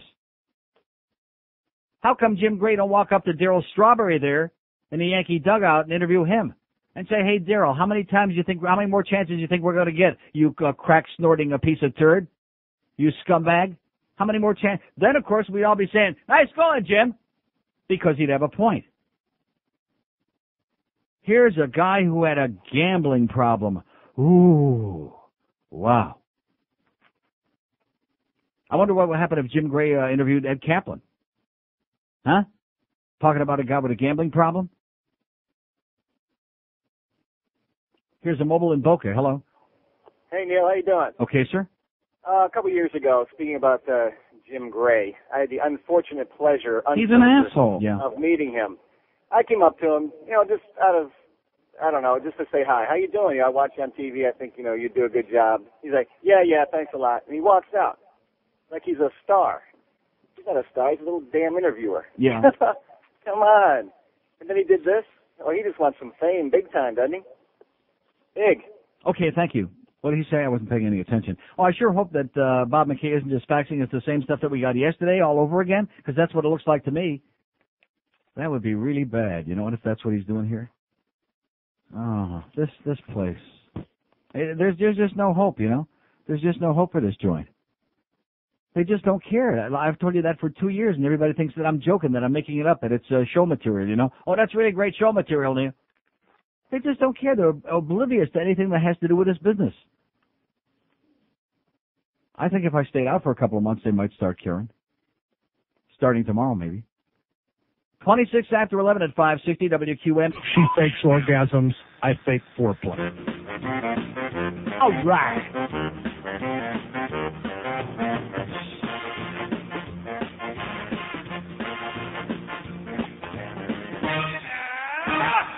The way I move around when I go to, I call the mambo movement number 2. On the toilet seat I swing and sway, to the mambo beat, the radio plays. It's knowing how to load, and I'm all through. There's just one thing I got to do, a little bit of safer's all I need, so I can make my hiney nice and clean.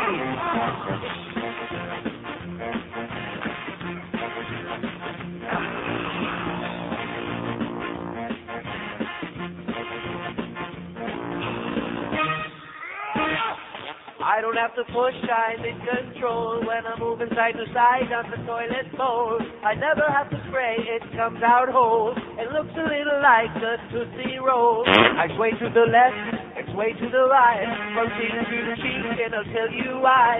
Not only are you burning calories, but you never ever get a big red ring.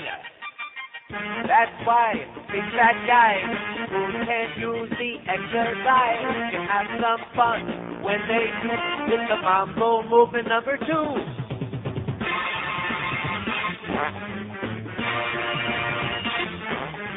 Hey, look at me, Alan. I'm doing the mambo. Come on, do it. You look like a wailing heat. Shut up and stop it. Get it. Get out. 11:32 at 560 WQAM. We got Hank at Cool City today. The Bookster 6 to 8 o'clock, and then we got World Series game number 3. Get it over with already, okay? Please stop the pain. Braves at the Yankees 8 to 11 tonight. And don't forget Pizza Loft 6 to 8 tonight. I'll be there. George will be there. Boca Brian will be there if he can get a cab ride, and a bunch of others. In fact, all you Puerto Ricans come by and give George a bunch of crap tonight in a bag. So anyway, I knew Bob McKay. I had a feeling Bob McKay would do this right, not half-assed like they do around here. He is faxing the entire thing. And here's the first piece of information, okay? From in the morning, 6 to 10 a.m. I'm looking. He's got all the pages on here, boys and girls. All the way down to stations that I haven't heard of yet. All the way down to WJNO in Palm Beach, which isn't even in this market. They're at number 35. They have an average quarter-hour share of 0.2. Is WAFN on there at all? No. This is the Don Imus show. He bought the farm. Is he on the list? No. Did he make it? No. Make the cut? No. Does he show anything? No. A 0.1? No. Maybe you're looking too far down. Persons 25 to 54. This was the station that was on the front page that Barry Jackass, the award-winning, highly touted in this morning's Herald, Barry Jackass, wrote a 75,000-part series on to promote WAFN to see if they couldn't suck some of the audience away from us over here. Did they show up at all in the morning? No. I don't know. Don't see them. I'm scouring over here. I mean, here's WWFE, Radio Fay. Here's WMBM with a 0.9. Here's WACC. Isn't that Paxson, no spaghetti, whatever that is? They got a 0.6. The Cat with their Boogie Woogie Haitian, whatever that stuff is, 0.5. WJNA. Oh, that's Ranieri. Oh, boy. Well, that's not in this market. He's got a 0.3. Don't buy a house in Palm Beach, Mike. Well, I mean, maybe he did good up there, I hope. We like Mike. Do we like Mike? Uh-huh. Yes. WFBA. I don't know what that is. I have no idea what that is. WFBA. Even they got a .3. Does WFAFN, the fan, do they show up at all? No. No. Well, let's wait till the midday numbers finish here, okay? Maybe those two great guys, those two very, oh, here they are, right here. Maybe those two very entertaining, the funniest guys in the history of sports talk radio, Sid and Schlepp, whatever they are midday, maybe they showed up in here, do you think? Let me take a look down here. Oh, by the way, I don't want to mention Rick and Sud's number, do I? No. Huh? I mean, we still like here. I think you got to. I better, Persons 25 to 54. Rick and Suds went from the Springbok a 2 point. Oh! This time they got a 1.1. Oh, boy. A 1.1. Okay, anyway, getting to midday. By the way, persons 25-54, we went from a 5.5 to a 5.7. This is persons, men and women, which, of course, we have no one. We actually went up, but we dropped from number 2 to number 4. And guess who's number 2? Where's that music? Yeah. All right, disco's back, baby. Only in Miami. Only in the Banana Republic, baby. Disco's making a gigantic comeback. Kill it. Thank you. Yeah, they're number 2 in persons 25 with a 6.3 share. Anybody buying that? No. No, they're buying the audience. Okay, so let's take a look and see. I'm sure that those two very entertaining Jews in the midday must be getting a big number there on WAFN. I mean, highly touted by Barry Jackass and by Tom Jicka, too, that letter he put in there that he made up. I don't see him on the second line. I'm looking through every page here. They're not on the side. Here's WAVS, which I don't even know what that is, a 0.9, some ethnic piece of turd. Here's WACC with a 0.5. Here's WJNO from Palm Beach with a 0.3. WJNA with a 0.2. WWFE, Radio Fe with a 0.1. And WFBA, no speaking English, I don't know what that, with a 0.1. So they got it less than a 0.1. What's less than a 0.1, George? A 0.0. How do you like that? And this is the radio station that Greg Reed filed a lawsuit against. How do you like that? He's so concerned. Oh, my God. Can you imagine the equipment we could have in here, the money he's going to waste on that stupid lawsuit? A station that's not even on the dial. I've never met one person, not one, who has ever listened to that radio station. Not one. Zippity-doo-dah. The same number of people who had diaries for them. None. Zero. FBA was Spanish elevator music. Now it's Radio Disney. Radio Disney. Oh, that must be our good friend Scott Schwartz. Nice going, Scott. You got a 0.1. Let's hear it. 0.1. Radio Disney. 567-0560. 560. Do it in Espanol. Get a bigger number, okay? Espanol Radio Disney. Well, he used to work at a Mickey Mouse station. Here's this one for about a week. Here's Fort Lauderdale. Hello. Hello, how you doing, Neil? Yes, sir. I'm 20 years old, and I've been listening the last few months, and I think you're the best there is down here. And hopefully one day I'd like to meet you and perform fellatio on you, if I could. I really think you're attractive. Try a cucumber would be good, okay? Start out with a cucumber. Practice. Or maybe Oscar Mayer Wiener would be good. Practice makes perfect. 567-0560, pound 560 on the AT&T wireless line. 22 till noon at QAM. This is 560 QAM. Dolphins football. Sports Radio 560 QAM. I want to bang you in the butt, honey.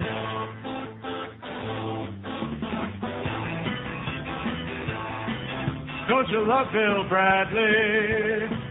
Don't we need Bill Bradley? Yes. He's more than 6 feet tall. Plays pro basketball. All right. Don't you love Bill Bradley? Yeah, we need him badly. He's gonna win the race. People love him 'cause he isn't Albert Gore. Did I mention that he isn't Albert Gore? He played for the Knicks. He doesn't bore us sick. Yeah, we love him 'cause he isn't Albert Gore. Yes. Not Al Gore. Not Al Gore. Not Al Gore. Yeah, he's not Al Gore. I'll say it one time more. We love Bill a lot. mostly 'cause he's not boring Albert Gore. Well, don't you love Bill Bradley? Yeah. Don't you love Bill Bradley? Oh! Okay, it's 17 till noon at 560 WQAM. Oh, here's old Captain Dave from somewhere, Mobile in the Gables. Hey. Yeah. What's going on? I have no Isn't money. it weird? I called on ratings day. Yeah, I'm a little short on cash. What is that supposed to mean? I'm a rich bastard. Only $50. Good, that's what we want to hear. Like I said, I could use a loan. What? Did you say you called because you're going to front me that money that Stan owes me from 20 years ago? You sound like you're speaking Russian. This digital phone is cutting out. Yeah. Anyway. You notice how they always can't hear you when they're talking about money? Yes, but anyway. I got a quote for you. Since you're talking about what crap it is about famous people, what's that all about? I just ran into this yesterday. I thought you would like it. Just yesterday I read this on my computer. That Ralph Waldo Emerson said the fact that some people are celebrities proves how gullible the rest of us are. Yeah. Isn't that a great quote? How do you like that? Yeah, Ralph Waldo, that was 150 years ago. So I bet you he's I dead. was impressed. I bet you he's real dead. Yeah. So anyway, I was just calling to say, hey, because I hadn't talked to you since October. So what are you doing these days, Caprita? I'm working at a radio network, and I'm looks like I might be a traffic guy. A traffic guy, all right. All right. And I'm acting, and I got a voiceover CD out that I was going to bring or send you guys one. Yeah, you can send it to us. You told me I could come visit you anytime I wanted. Boy, you're almost as uptight and sensitive as Rimmer. God. Just a little joke, Captain Dave. I wasn't taking offense. Nothing bothers me anymore. I'm a Buddhist. That's good. That's excellent. And I still if I'd have been in that airplane, nobody would have given a crap that I was a Buddhist. So what do you think of Payne Stewart? Are you all broken up about this or what? Well, being a pilot, that's kind of upsets me to hear anybody die in an airplane crash. Yeah.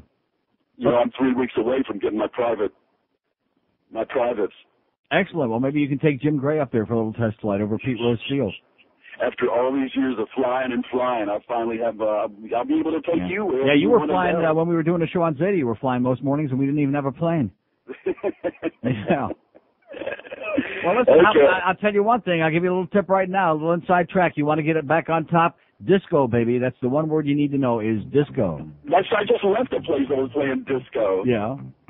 But you know what? What had happened in L.A. with the same station, and at the one that we were working at in Palm Beach, I must admit, out of all the ones I heard in the country, it was funky, it was black, and it was really, really funky. Yeah. And some of the other ones, like the one that supposedly did so well, I just wasn't that impressed with.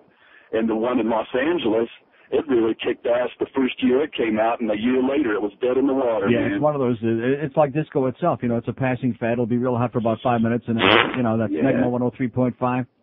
Be right back in the course anyway. Yeah, screw them. Well, listen, come by and see us sometime when you're aboard terminal, okay? Should I bring food? What is it? Should I bring some food? No, just get you a new phone, okay? And maybe we'll talk to you again someday. Okay. See you, Dave. Remember, Ralph Waldo Emerson. Okay. Remember, what's his name? Henry David Thoreau. That's right. They were both gay. Or Walt Whitman. Yeah, there you go. See ya. All three of them were. Say goodbye. Bye. Bye. Okay, we got 600 open lines after that. 5670560, pound 560 on the AT&T wireless line. Story of my life. I sit here and I look at this board. I'm just nauseated by it. Grossed out by it. All of these horrendous things going on. And then, of course, we had the one guy call to tell us why I should be upset that Payne Stewart died, because he was a born-again Christian, not a goddamn atheist or Jew or Catholic that we're all going to burn in hell. That's why we should be upset about it. Don't you just love people like that? Yeah. 5670560, pound 560 on the AT&T wireless line. I'm going to disco after afternoon. I'm starting playing disco today. Because I guarantee you we'll get better response than we're getting here today. Very weak. Here's a mobile in Deerfield. Hello. Hello. Yes, sir. How you doing today? Okay. Hey, I'd just like to make a comment. Well, one, that fellatio boy over there, I'd like to knock him out for you. Instead, pal. But anyway, what is it? I said for the fellatio guy over there, I'd like to knock him out for you for a couple of the Gulfstream Breeder Cup tickets over there. I don't know what that guy's thinking about. Mm-hmm. He shouldn't be calling on a sports talk show, that's for sure. This isn't a sports talk show, sir.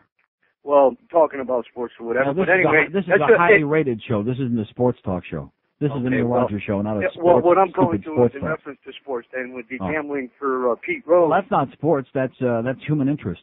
Okay, well that's fine. We'll go along with what you want to call it. But also gambling can be called a business. There's a lot of people out here that they live or die by this game, and Pete Rose could be one of them. It's not a problem or anything like that. It's a volatile market. It's a business. It's open 7 days a week, 24 hours a day. It's a multi-billion-dollar industry. Right. And, the man should have some respect for that. And I just wanted to call and support that. I don't think it's no major deal about somebody making a few wagers here or there. And let me say it again. He never bet against his own team. It's not like he threw games like the 1919 Black Sox. It's not like it was a big scandal that anybody accused him of betting against his team and trying to see that his team lost. That would be a scandal that probably he'd never be forgiven for. But nobody's even ever accused him of doing that. Exactly. He's just into it for the interest of the game, and like I said, a business. I mean, it's just like making a major investment in a stock or anything else. Well, I wouldn't say that. I'd say he's got a gambling problem. But what is the big deal with that? There are a lot of people with gambling problems. There's some people with a drinking problem. That doesn't mean they throw him out of sports. Yeah, there's plenty of problems with people with plenty of problems. People with drug problems. Exactly. So Darryl Strawberry's had 85 chances. He was out there. He was in the lineup the other night. He was playing. Exactly. Like I said before, why didn't Jim Gray forget about Pete Rose and run over to the Yankee dugout and give a grilling to Darryl Strawberry? He'd have got a standing ovation for that. I agree, and there you go, right on the field as you're looking at it. And Pete Rose. Now, who would you rather associate with? Somebody that may have a little gambling problem, or somebody that's a coke addict? I would rather associate with a businessman that's involved in the gambling industry personally. As like you said, you see Pete Rose over at the Pompano Park. I see him up the Palm Beach Kennel Club. I see him down at the plunging his Calder. lungs out, plunging his brains out. I see him up at the Gulfstream Park up there at the Turf Club. I mean, losing his ass. Well, yeah, sometimes. And it's his money, so if he wants to lose it, like I said, it's his business, not Jim Gray's goddamn business. It's his business. Cut the guy some slack already, for Christ's sake. He's a human being. He never stole a freight train, right? Put him in the Hall of Fame. Right. That's what I'm saying. Cut the crap already. Right. In. God bless you, sir, and I'll pray for you. Businessman. Is he a businessman? No. Well, he's a 567-0560, pound 560 on the AT&T wireless line. There's just no passion in this town. I've said it a million times. I'll say it again. That guy at least had some passion. Nice going, pal. At least that guy had some strong feelings about something. I guarantee you they didn't get any calls from South Florida. Well, that one guy that called yesterday said he called NBC New York because he was pissed at Jim Gray and the network. He's the only one. Doesn't happen down here because they're not highly motivated about that. It has there's nothing free in it for them. By the way, Pavel Bure better be playing tomorrow night. How about those Maple Leafs, huh? How's it going, Cujo? 4-0 shutout over a wounded Dallas team last night. We'll take the 2 points, thank you. Looking pretty good. We want Pavel back in the lineup tomorrow night against those pathetic Islanders. This is going to be real interesting because even at home the Islanders don't draw flies. And on a midweek night game, Wednesday night, looks like Pavel's going to play, okay, I hope. Just keep saying that, okay? Maybe some people will show up. Here's a mobile in North Miami. Hello. Neil. Yes, sir. Good morning, sir. Buenos dias. Loves and kisses to you. I just wanted to say goodbye. 20 years of my life down here. You have been an inspiration, and I've listened to you almost every day. Mm-hmm. But I'm leaving, and I'm moving. Where are you going? Well, I'm too embarrassed to tell us? Las Vegas. Oh. Well, what's wrong with that? Well, I don't know. I'm not a degenerate gambler by any stretch of the imagination, but I do like to dabble in. Well, maybe you're a businessman like this last guy. Yes, like the last guy. No, I was offered a job out there. I drive a limousine, and I was offered a job out there, and I'm. Boy, I would think that'd be a great job in Vegas, driving a limo with all the big shots and the celebrities out there. That would be a great job. It should be very lucrative. I just hope I can stay away from the tables and from the slot machines. You won't. You won't. I know I won't. Just do a lot of buffets, believe it or not. Well, once again, thank you very, very much. I'm leaving on the 15th of next month, and I hope to see you out there. I'll be at the Bellagio. All right. All right. Best of luck, pal. Thank you, sir. Okay. We'll look him up for a limo at the Bellagio. 567-0560, pound 560 on the AT&T wireless line. Here's a mobile in Miami. Hello. Mobile in Miami. Hi, how are you? Okay, sir. Hi, Neil. Couple things. This Pete Rose thing, this is really sick. This guy, I used to watch him when I was younger. He is the greatest baseball player I've ever seen, probably. And he didn't bet on the game like you said. And, what, isn't O.J. Simpson in the Hall of Fame? Yeah.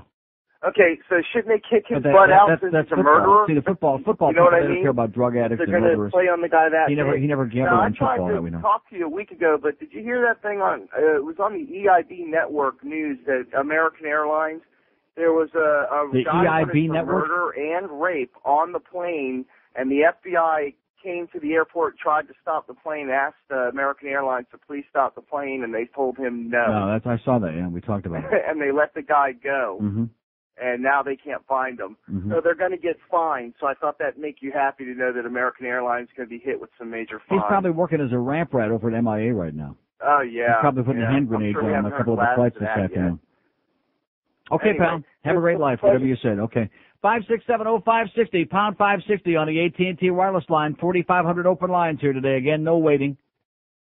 Real deadly week. You can see it's going to be this way all week long, can't you? Uh-huh. You can just feel it. You can smell it in this town. They go through these cycles no matter what the hell it is. All I'm asking is a very simple question. Why should we care here about Payne Stewart's death? Other than, it's unfortunate when somebody dies before their time. Maybe it was his time. That's what the religious nuts always tell us. God, it was his time. So why should we be sad about it then? Here's a mobile in Weston. Hello. Hi, Neil. Yes, sir. I got of your two topics today. I agree with one and disagree with the other. The first is Jim Gray, that balding turd, who's never, I don't know what he's ever done, never put his ass on the line and was never a hard-nosed nothing. To ask those questions of Pete Rose, which we've already been over it, this is not something that happened 2 weeks ago. Right. Pete should have stuck that microphone in his you-know-what. Yeah. And, I mean, Darryl Strawberry's on the bench who does blow and cheats on his wife. Jay Howe, an ex-Yankee, had about 8 chances and did drugs all the time. Steve Howe. George Steinbrenner got banned from baseball. He's back in. Everybody's forgiving, except him. But what I do disagree about is the Payne Stewart. Disagree about what? I said, if this was you and your producer, George, that went down on a flight, what would the story in the Herald be about? George's career, and it would be about you, that he started his career down here, and it ran for several years, and he was a successful radio celebrity. I mean, no offense to George, but the story wouldn't be about him. Yeah. It would, because you have more notoriety. So, I mean, to say that I think the other there people would be a little bit more about him than there was about the other 4 or 5 people that died on this plane. It was like nothing. Yeah, I mean, they mention their names, but what do you want to, you want to run the cover of USA Today on Joe Smith, who, is Well, how about the local papers giving us a little more information on the people that died in Hurricane Irene, the people that got electrocuted? Yeah, people die every day, and I mean, if it doesn't... And aren't they important? Yes, but even important people, like you said. I mean, if Clinton went down in U.S. then it's a big story, of course. No, but what's it going to affect? That's the way it's come nowadays. It wouldn't affect anyone. You think if the economy's all of a sudden going to, head down... So in other words, you don't see the difference between the President of the United States getting killed in a plane crash and a golfer? Yes, I do. But I'm saying they're both figures that people know. I mean, not everyone, of course, knows Payne Stewart. Well, let me ask you this. Did Payne Stewart have his finger on the goddamn button that could blow up the whole world? You think that he's got his thumb on it? No, I mean, come on. Are we in the Cold War still? That's not the point. The point is, didn't we just find out that, the Koreans are testing nuclear weapons and goddamn Pakistan? Get out of here, pal. You're bugging. You're driving me nuts. So there you go. Payne Stewart for president. Oh, too late. Damn it. He'd have been good. I like that outfit. Only one South Florida radio station has the hammer. You're listening to it at Goldberg. Weekday afternoons at 2. Sports Radio 560 QAM.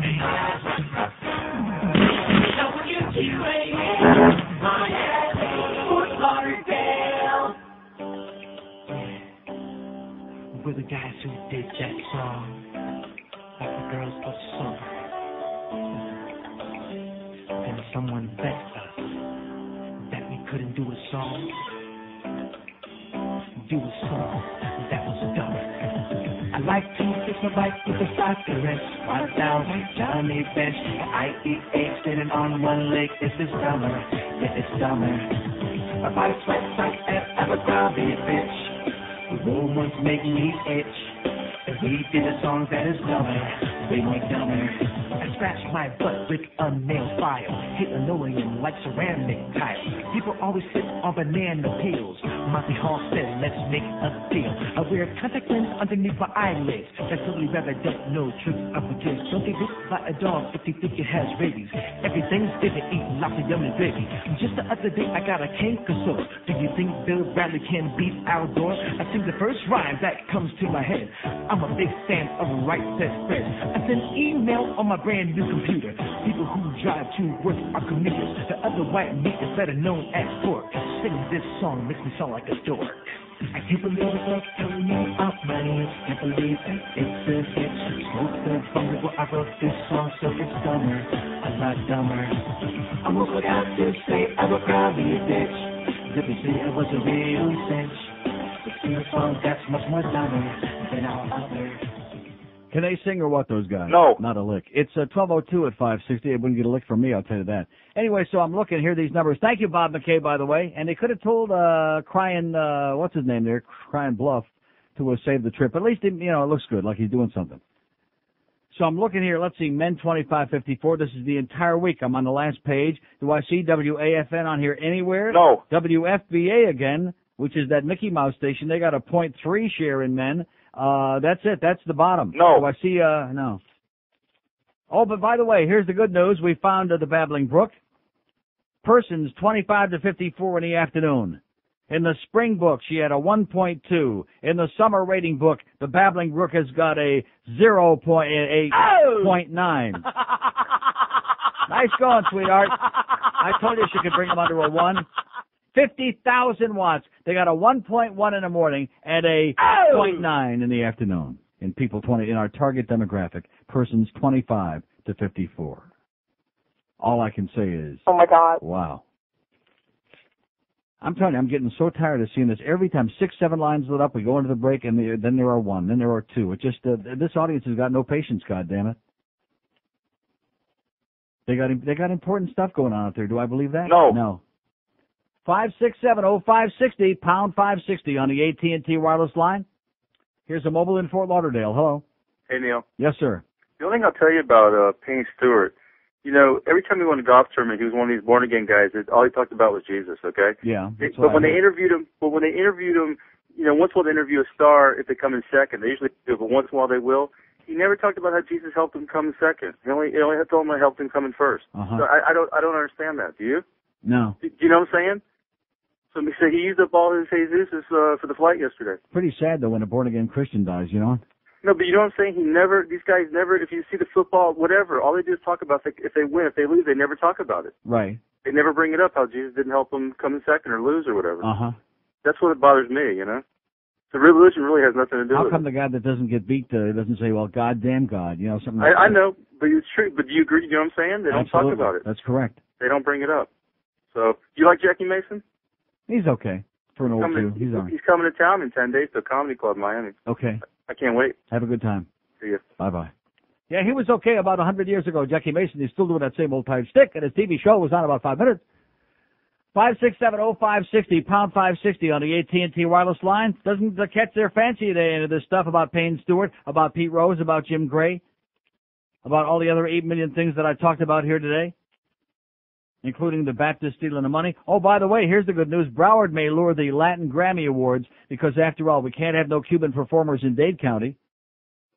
That's right. And Michael Green, president and CEO of the National Academy of Recording Arts and Sciences, said in Los Angeles last week, we will not hold a Latin Grammy show where Cuban artists cannot perform. So that leaves Miami. Yeah, you're on the outside. So maybe they'll wind up in Broward or somewhere else, or maybe in L.A. But certainly not in Miami. No. No.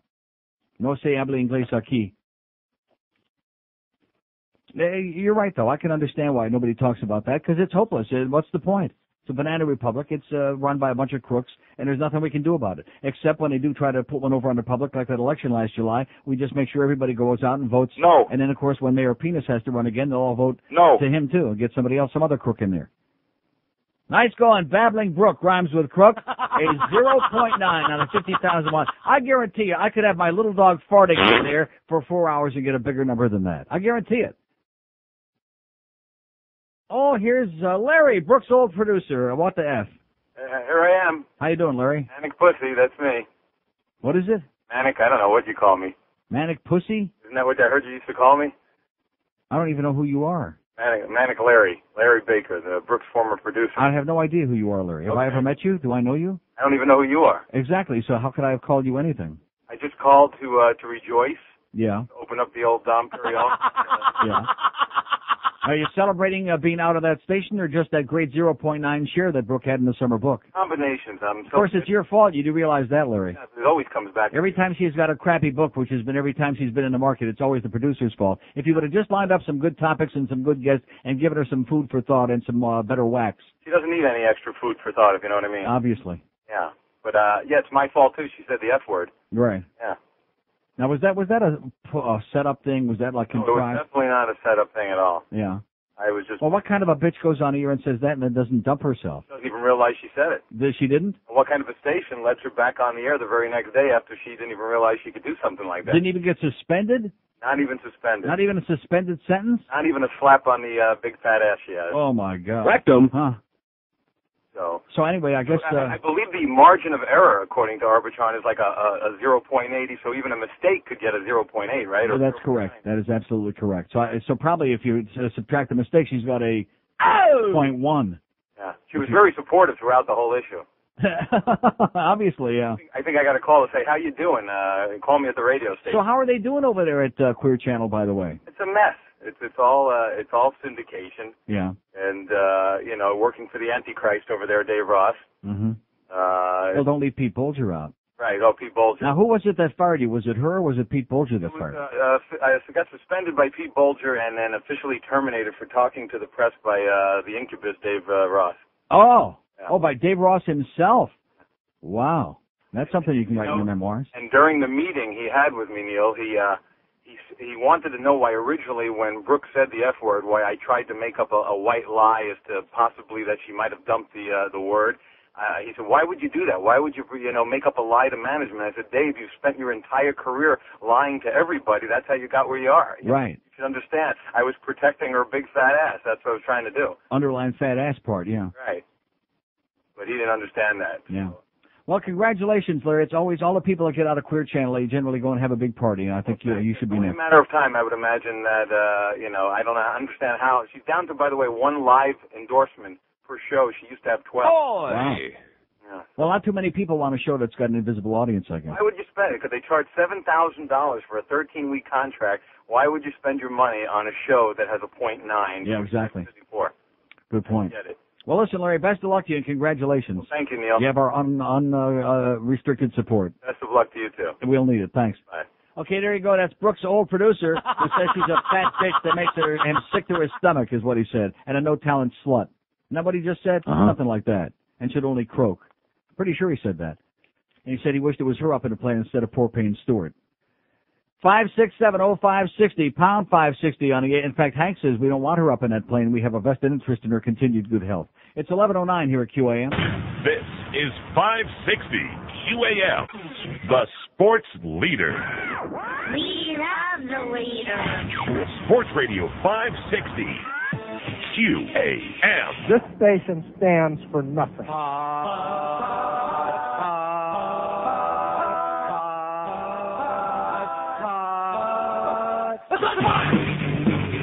Well, you can smoke it, you can chew it, you can really try to do it, smoking pot. Well, you can sing it in a song, you can smoke it in a bar, smoking pot. Well, in the name of the day, you gotta sleep in the day, smoking pot. Let's go! Let's go smoking pot. Let's go smoking pot. Let's go smoking pot. Let's go smoking pot. All right. Let's go smoking pot. Well, there was Eve Raquel and the new bohemian smoking pot. Well, there's the Black Crows and driving crying smoking pot. There's the Swedish and Dodgers and Blue Trappers smoking pot. Let's go smoking pot. Let's go smoking pot. Let's go smoking pot. Let's go smoking pot. Yes. Let's go smoking pot. Let's go.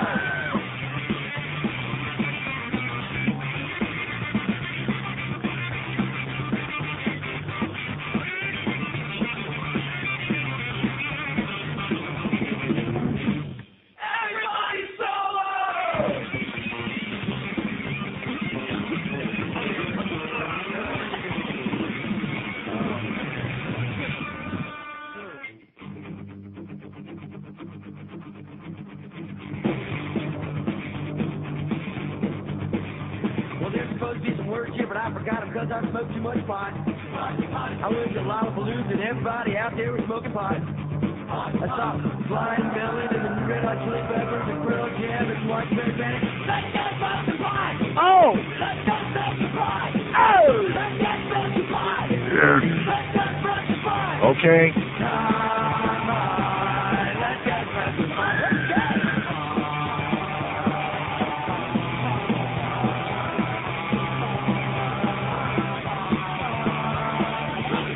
Oh! 12:15 at 560 WQAM. So, silly me, you know, I should have realized that being a sports station, WAFN, WAFN, they're only going to show up not in the persons because that's men and women. They're not going to have any women. We have no women here on this show. So you look for men like 2554. Here you go, 10 a.m. to 3 p.m. WAFN. Do they show up in the books, men 25 to 54? The answer is no. Wow. Okay, 3 to 7 p.m. Come on. WAFN, the sports intensive station with front page stories by Barry Jackass and the full weight of the heroes behind them. Do they show up? Do they even have more than a .1? No. Wow. I'm trying for them. I'm looking. But anyway, I'm looking 3 to 7. I do see under men. I see the Brooke Daniels story continues. Larry will be happy to hear these numbers. Where the hell is that? Can I? Jeez, it's way down there on that page. Where the hell is it? Jesus Christ, Brooke. Where did she's vanished from? Way down there. 3 to 7 p.m. Come on, sweetheart, you can do it. She's beaten out by stations that have signed off the air already.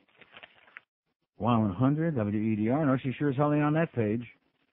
Where is Oh, and by the way, caustic note here. A little caustic note on the page that we got from the afternoon, then 25 to 54. I hope Hank's not listening right now. He might go over there and punch Bob McKay's lights out. Knock his wig off anyway. Yeah, he circled Bob McKay's circles on the page there. Oops. The fact that Kiss had a 5.2 in men in 3 to 7 p.m. Hank had a 4.9. The only difference being Hank is non 3 to 7, he's on 2 to 6, and I'm sure he had more than a 5.2 from 2 to 6, right? Uh-huh. There you go. So he probably edged you out. Nice try there, Bob. You can't fool an old kidder like me. So where the hell is she? 3 to 7 p.m. men, 2554. Where is this goddamn bitch? God almighty, where are you? Are you in hiding now? I would be too with a number like that, sweetheart. Have I misplaced the goddamn thing? 2.5, 1.2, 1. Oh, here it is. Oh, that's not it. I'll find it. I'll eventually get to it. Oh, here it is. In the winter book, Brooke Daniels, men 25 to 54 had a 1.9. In the spring book, she had a 1.7. In the summer book, she's got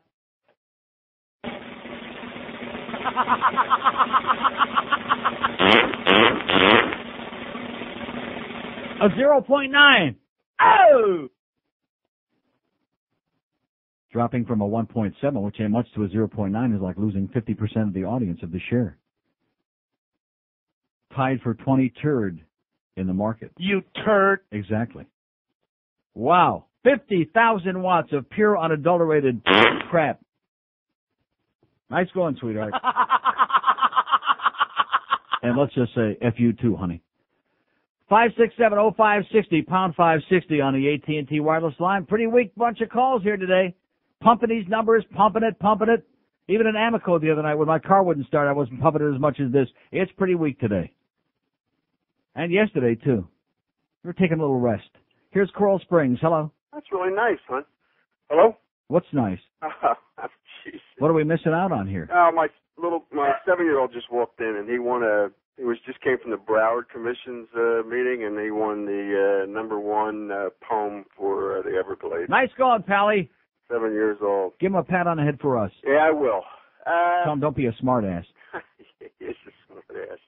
I want to tell you that what was I? And you say people don't hold on for you. You say your listeners don't hold on. Now, this gentleman held on for 23 and a half minutes. God bless you, sir. Thank you so much. You're about the only guy that cares enough. Now, these people, all of a sudden, the last year or so, they got real busy, you know? Not me, Neil. I'm a hanger-oner, pal. Good for you. This Payne Stewart thing. Yeah. I'll this all born-again Christian stuff and everything. That's not why. You know why? Because he gave back. That's why. Yeah. He did a lot of charity work, and just like you. What do you think when something happens to you in another 50 years? You think people aren't going to miss you? You give back. No, it's not a question of missing me, but I don't think it'll be on the but front. You give back, I don't think it'll be on CNN. You give back. You give the community something. I mean, you take and you give back, and that's what this guy did. Take a lot, give a little. Take a lot. Well, I take a little and give a lot. Oh, well, that's I don't know if I take any. I don't know if I get any. But I think that's the biggest reason why I will miss him. Not because he's a great golfer or he was a nice person. Yeah. I'll bet you John Chafee, the senator who died yesterday from Rhode Island, I bet you was a pretty nice guy too. Sure. What I hear. And I don't think but nobody, there were like 10 words about him on the news all day long. It was that plane, it was Payne Stewart, all day long. But you mentioned the 7 kids and why they don't make a big deal out of that. Yeah. I think they don't make a big deal out of it because they're embarrassed. Who came on before those kids died and said, don't walk in puddles because there's live wires? Nobody. Nobody, that's right. On one station. Who came on and said that we were going to have massive flooding and that people would be without power for maybe 2 days? And your callers, a couple of them were beating up Don No. Don No is the first one who said that the tail of the thing looked like, when it was down by Cuba, said that the tail of the thing looks like it's going east. Yeah. So, said that? Yeah. Well, you get 20 people on the corner. Then say the guy killed him, then say the Right, that's right. I mean, I wasn't here. Thank God I got the hell out of here. I must have been psychic or something. And you know what? You always said you were smarter than the rest. That's right, and I am. Okay, pal, have a great night. Thank you so much for hanging out. God bless you. God bless you. I'll pray for us. Okay, there's a guy that waited 23 and a half minutes just for the privilege of coming on here and saying a few words. Good guy. Got a bright little kid there. The rest of these people, look at that. Oh, every line was lit there for about 2 seconds, right? They just won't wait again. Now, it's gonna come to the time in about 3 months when I hang it up, and your people are gonna be, oh gee, I wish I could have talked to Neil before he retired. In about a month and a half. We'll be at the Pizza Loft tonight, 6 to 8 o'clock, and based on this response I'm getting here today, we should have a real turnout. You know what I'm saying? 2 or 3 stragglers. The guy with the eyes will be there. Oh, don't say that. No, please. Guy with the eyes, we don't want to see you. We don't want to see you. No, he doesn't need to be there. He was already at the Sawgrass, okay? He already got his stuff. He already did his thing. We don't want to see him. We don't want to see him. You know who else we don't want to see tonight? That's it. And the guy with the fanny pack, we don't want to see him. What about Ken? Block. Then we definitely don't want to see him unless he brushes his teeth. No, we don't want to see him. Which is his girlfriend. No, definitely. Oh, don't want to see that, whatever that was. No, we want to see some new and different people. It would be nice. And by the way, if you bought the best of and you have a defective CD, which if you bought the original day, you probably do, you can take it back to where you bought it at Specs, or you can bring it by tonight and we'll swap it for you. And say hello again. You know what I'm saying, Jacob? Maybe Now, let's make a list of the people that we do want to come by tonight. Like Jacob, and like Jacob, and like Jacob. And that blonde with the tan. And the blonde guy with the tan, that's right. No, the blonde girl with the tan. The blonde guy with the tan. I don't remember. You can have the blonde girl with the tan. I'll take the blonde guy with the tan. And the guy who's the fudge packing guy. You can come by again. And by the way, the kid that called before, like I said, practice on a button mushroom, okay? It'll be closer to the truth. 567-0560, pound 560 on the, he maybe can write his autobiography, I filleted a button mushroom. Here's a mobile in Davie. Hello. Hello. Yes, sir. In regard to the Pete Rose interview by Gray. Yes, sir. When you yourself don't like someone and you're against them, you put your backbone on the line and state it over the air. I want to see how many people in sports, in all different sports, will refuse to have an interview by Gray. And if that takes place inside of a month, he'd be out of a job. Good, then that should happen. Absolutely. They should all just say no to Jim Gray, because like so many people have said, Pete Rose has been interviewed by him a million times. There's a time and a place for those kind of questions and that kind of a discussion. This was neither the time or the place, and anybody with a half a brain knew that. It didn't even have to be brought up on that occasion. This wasn't the time to be bringing that up. This was a celebration. This was a special event. The fans were into it. They were excited to see him there. There was no reason to have to beat him over the head with this again. He's already been beaten up 50 million times with this. Right. And besides, Neil, I sit about 12 feet behind you at the hockey games, and lots of luck to you. And let's hope Pavel's playing tomorrow night. I doubt it. They've been stringing us along every game he's supposed to be back. It's ridiculous. Yeah, I know. You're starting to have that feeling, aren't you? Right. Thank you. And have a great day. Yeah, see, a lot of us are starting to believe. I don't want to accuse the organization of trying to lead us down a garden path, but it would be nice to know for sure. And, of course, they keep saying, well, only Pavel knows when he'll be back. You know, for $10 million a year, it would be nice for you to tell us if you're going to be back. So a lot of people who otherwise might not show up there tomorrow night, we'd like to be there and see the most exciting player in the world, but we'd like to know if he's going to be back. He practiced yesterday. He skated like the wind. Great. That sounds promising. We want to know, is he going to play tomorrow night? Inquiring minds want to know before they lend their tangible, very expensive support. 5670560, pound 560 on the AT&T wireless line. See, they don't like a lot of these things. That's over the years. I'm glad I always bring these things up, things that make people very uncomfortable. Like about why guys in sports pat each other on the ass and why they can do that. Why they don't do that. You know, it's a faggy thing. They won't talk about that. Like the fraternity thing. And like this thing about celebrities. When celebrities die, whether it's sports celebrities or Hollywood celebrities, when they die, it's a big song and dance. It's on the front page. When people have probably contributed a hell of a lot more to society, like Senator Chafee, when they die, it's like, who cares? Here's a mobile in Fort Lauderdale. Hello. Pig report. Yes, sir. I go North Park Road in between Johnson Street and Sheridan. 2 pigs on motorbikes. Okay, thanks, pal. There you go. Forewarned is forearmed. 5670560, pound 560 on the AT&T wireless line. It's just desperate the last couple of days. I mean, what am I going to do? I guess a little music might help. It's a Kid Curry discovery on Power 96. Nice going, Pops. Kid Curry, he's got his thumb on it. Let's hear it for the kid. If someone plays piano with some simple chords. Yeah.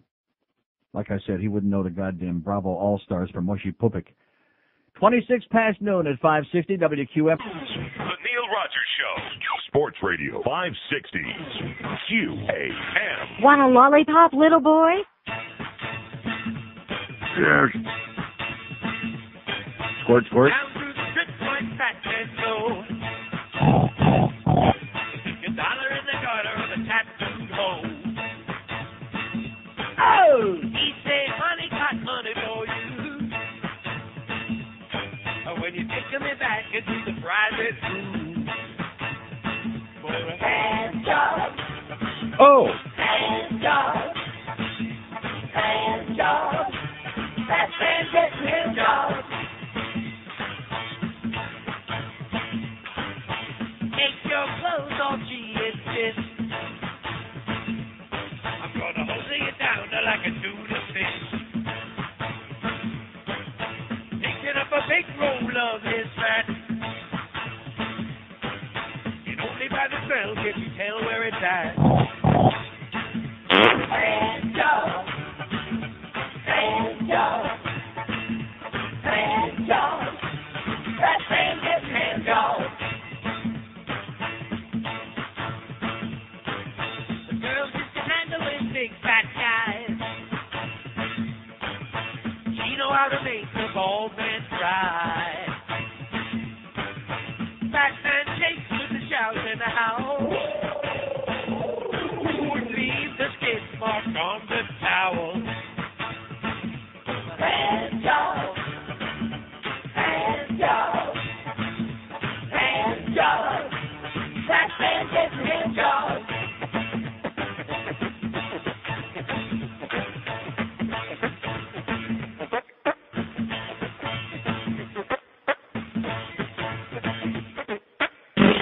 Okay, 1232 at 560 WQAM.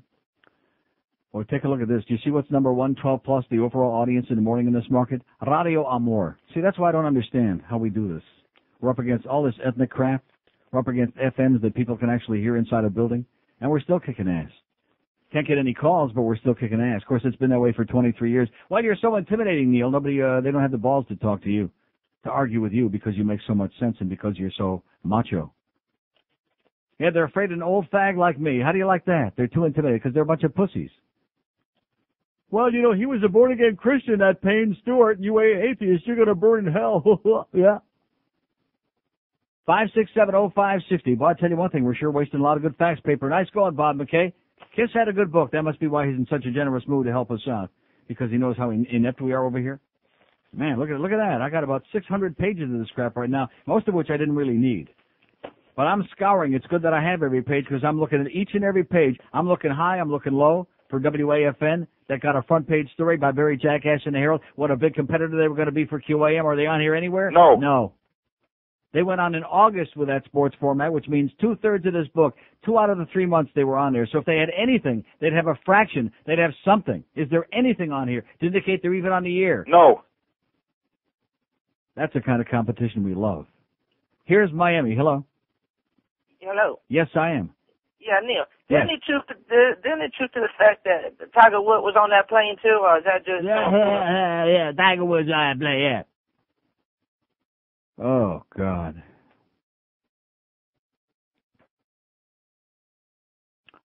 #5670560, pound 560 on the AT&T wireless line. He's taking up space. He's breathing. He's taking up space. So what do you say? Let's fertilize some eggs, huh? You want to fertilize some, some some good-looking eggs or some ugly people's eggs? I still say, how about somebody with a brain?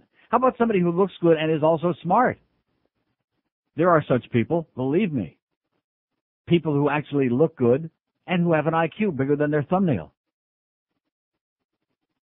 The prospect of this whole thing, let's procreate, let's reproduce the human race on the Internet. Let's sterilize everybody else, and we'll just, further the human race on the Internet. We'll be real picky and real choosy. I get to pick, by the way. Here's a mobile in Boca. Hello. Neil, one Yes, sir. thing I got to say about Pete Rose and Jim Gray. I think Jim Gray gave Pete Rose an opportunity to not maybe say, I admitted gambling, or just say maybe I made a mistake. You got to look at it that way. And you don't have to look at it that way. He's going to continue denying it. He's already asked the question 8 million times. To me, Pete Rose, look, he was a great player. We all loved him as a player, but he's a degenerate gambler like fathead Hank Goldberg. And that's so what about it? All right. So he wasn't there for their gambling. It wasn't the casino last night. It was the World Series 2 nights ago. I know. They were celebrating the best baseball players of all time. The point that you made does that make him less of a baseball player? No, it doesn't. But you're right about where he took the time and the place to ask Pete Rose about it. And over again. When he didn't tell him the first time, that was it. Then move on to something else. Do you think Pete Rose is closer now to the Hall of Fame because of Jim Gray? No. All right. And let me ask you something. Who cares? What difference does it make? The only difference it makes is Bill Bradley going to be our president? Yeah. I hope so. I don't know. The polls aren't looking good now. Gore's starting to pull away again. Oh, I love you. Okay, see you. Gore's starting to pull away. Big lead yesterday, they said. I have no idea. Maybe he actually he ran over and shook somebody's hand at one appearance, and the fact that he was motivated enough to actually run a few yards, maybe that indicated he's actually still alive. And they said, oh yeah, Al Gore's still alive. Maybe we'll vote for him. Like this Reform Party, boy. Not. Donald Trump. Pat, I never met a Nazi I didn't like. Buchanan. Ross Perot with the big ears. And, of course, our buddy Jesse, who, unfortunately, we had great hopes there. It lasted about 5 minutes. It's like everything else, You think the Messiah's come along, turns out to be another faker. Here's a mobile in Fort Myers. Hello. Yeah, hi, Neil. How are you? Great. Hey, I just wanted to call about Jim Gray and Pete Rose situation. Actually, really Jim Gray's objective there was obviously to better his career, but I just wanted to get your take on the whole thing. You're a well-spoken gentleman. I just can't understand baseball's philosophy relative to Pete Rose. They can let a Gordie Howe back in and a Darryl Strawberry, and it was proven from what I understand that Gordie Howe? Not Gordie Howe, he's Steve a hockey Howe. player. Steve Howe. But anyway, it was proven also, I believe, at least indirectly, that Steinbrenner had ties to the mob, and they let him back in. So yeah. I don't think I'm 28 years old, and I don't think if I live to be 90, we'll ever see anyone else ever get 4,000 hits in baseball. Correct. That's absolutely correct. And I just think correct. it's a complete fallacy for them to be playing this out the way they are. And I just want to get your you take can on go to Bud Selig like that, the commissioner of baseball. He's a major asshole. And the Hall of Fame should be for accomplishment on the field, not for whether the guy was a scumbag or not off the field. It should have nothing to do with it. Well, just because he's a gambler doesn't make him a scumbag. I agree, and I don't see anybody saying because O.J. Simpson murdered 2 people, they should take him out of the Football Hall of Fame. What's one thing got to do with the other? Yeah, this is true. Exactly. Okay, thanks, Bill. Screw Jim Gray. Have a great day, pal. You as well. Yeah, let's put Jim Gray up there in a goddamn Learjet, huh? Just for a couple of minutes. 5670. So the report from the rink is that Pavel Bure may play tomorrow night. It's a game-time decision. The big Schwarzer, Peter Worrell, it looks like probably will play. Brett Hedican won't play. Ray Whitney will play. There you go. Nice going, Ray. Oh! That's my man. What are you having for lunch today, by the way, speaking of Ray Whitney?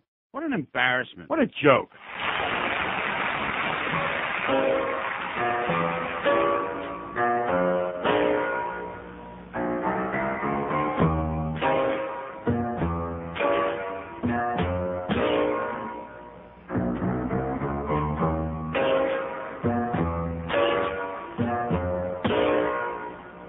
Another bride, a beauty queen.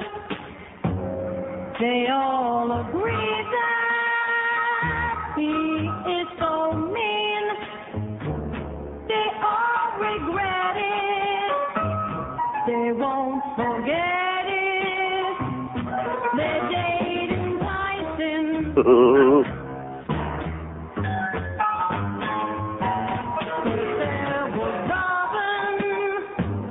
Then 2 or 3 with all his problems. What do they see? It's so depressing that they're undressing. They're dating Tyson.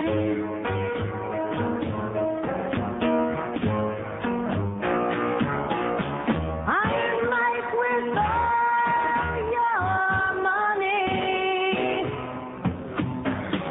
why do you act this way?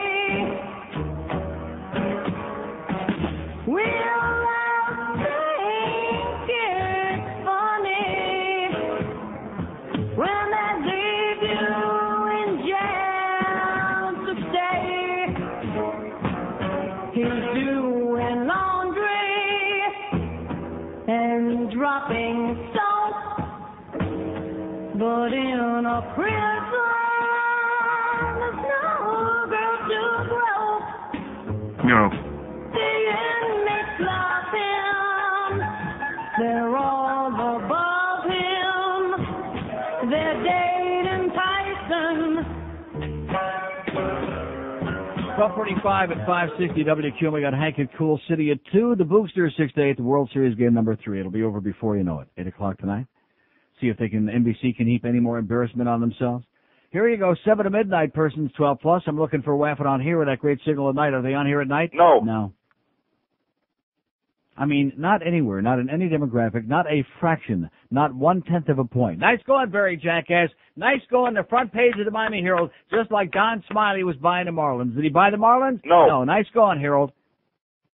And you wonder how come they got mistakes on every goddamn page of the paper every single day, glaring mistakes that even a 3-year-old child would laugh at. By the way, we got our buttons, our keychains. Yeah. Can you hear that? Mm-hmm. And if you hold it down, it repeats the same thing. All 8 drops are on here, by the way, that I gave them. Yeah. Oh, there's 8? Can only fit 5, but they got them all on here. So we'll have those at Pizza Loft tonight, along with the Best of Neil CDs and cassettes and stuff. And based on your tremendous response today, I bet you we have like 6 or 7 people there tonight. Well, you know, we're out of business now that disco stuff is back. We're finished. Oh, yeah. Hey, this sounds pretty good on AM. I mean, how great can disco sound? AM, FM, disco is disco, baby, you know. What the hell's wrong with that? Here's a mobile in Fort, what the hell was that? Mobile in Fort Lauderdale. Hello? Hello? Yes, sir. Oh, I'm sorry. I said Lighthouse Point, but I guess you got me now. I'm from Cincinnati, and I agree with everything people are saying about Pete Rose, et cetera, that he should be there, he's a great player, and it should have nothing to do with his personal life, et cetera. The only thing I guess I don't get is that why Pete kept hanging on to the fact that he says he never bet on baseball, and I think what Pete should have done, he's in denial. I think he's in denial that even now that he's got a gambling problem. Right, exactly. So what I think he should have done is just admitted that he did it, and they would have felt sorry for him, letting back in like everybody else has had problems before, like Steve Howe and that's a good point. I mean, you know, But what's he gaining by holding out? I don't know. He's just a hard ass. You know, that's just his nature. Exactly. But oh, by the way, I think your next broadcast should be from like polyesters or something like that. Okay. See ya. Polyesters. 5670560 pound 560 on the AT&T wireless line. Maybe we ought to have an appearance someplace where they can gum the food. You know, where they don't have to have any teeth. I don't think Jeff puts any pollen on the tables at Pizza Loft, does he? No. Not yet. 5670560 pound 560 on the AT&T wireless line. Here's a mobile in Miami. Hello. Neil, Yes, sir. I've got a couple of problems with this Gray story situation. The guy from NBC, the sports executive, said he backed him 100% on the interview. Mm-hmm. And I guess he forgot that a couple of years ago, NBC was fixing fights on Saturday afternoon. You remember that They incident? were fixing fights? Yeah, remember Ferdy got in trouble for that? They were No, I don't pay attention to that crap. They're all fixed anyway, so what's unique about that? Yeah. And then what about, these guys are crazy. Yeah. Okay, thank you. Anybody know what he said? No. These guys are crazy, something like that. He said he was crazy? Was that what he said? Loan me $50. 5670560 pound 560 on the AT&T wire. It's just scintillating to me. You know, I come in here every day for some mental stimulation, mainly for that big paycheck, which, stimulates my wallet and my bank account. By the way, what if you had an investment advisor that, I don't want to go into it on the air, but I'm getting really nervous. You know what I'm saying, Walter? I'm getting real nervous.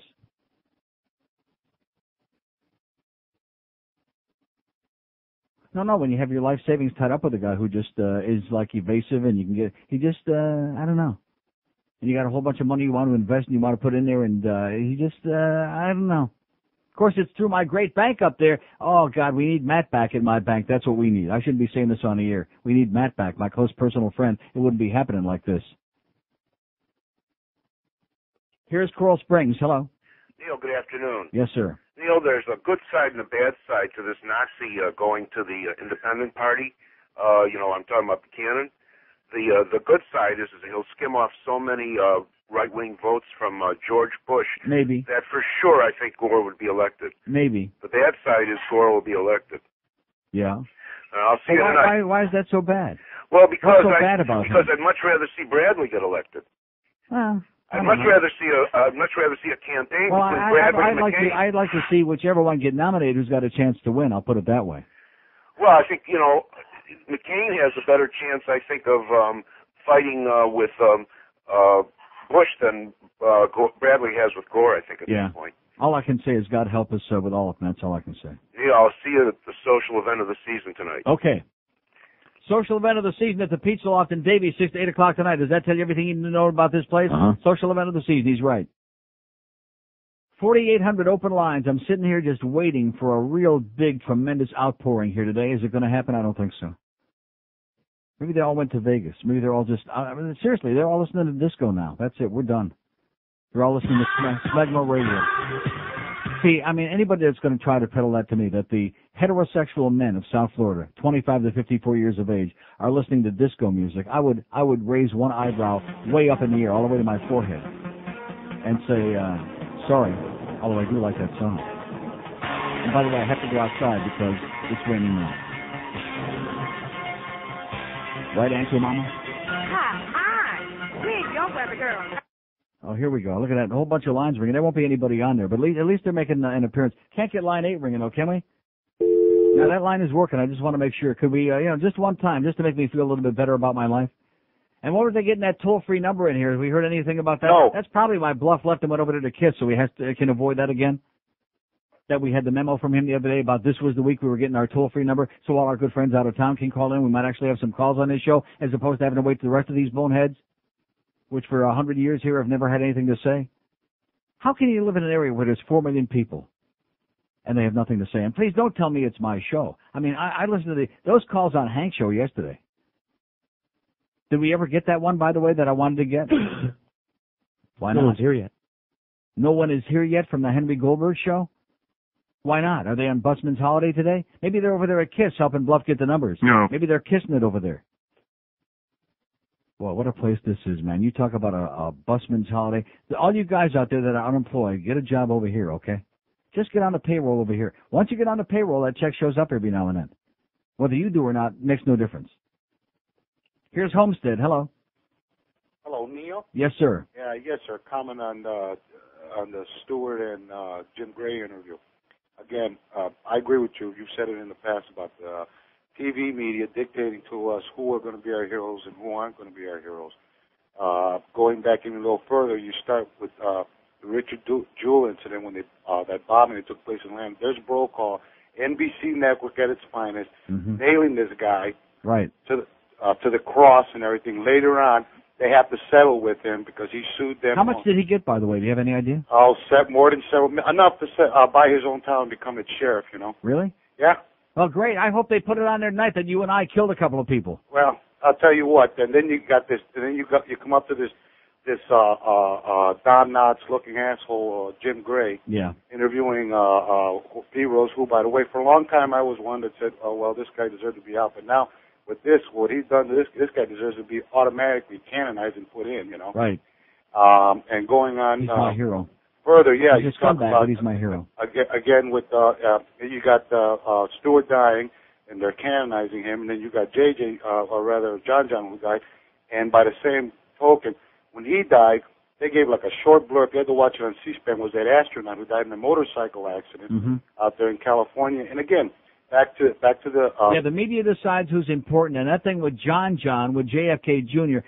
That was the most this thing yesterday was pretty bad. It's going on right now, by the way. The Aerospace Medical Association guy's on right now, and they're going to milk this for another 2 or 3 days. But that thing with JFK Jr. Here was a man who here was a guy that was born into millions and millions of dollars, who never did squat, okay? Exactly. Who contributed nothing, who was a shadow of his father and most of the rest of that family. And it's like we have to be in mourning. The whole country's in mourning because John died. I mean, this is craziness. It's absolutely, and even the first team mentioned, that was one thing I give them. Usually I don't listen to the worst team, but they mentioned it themselves. Where was Costas and Morgan just following on the foot?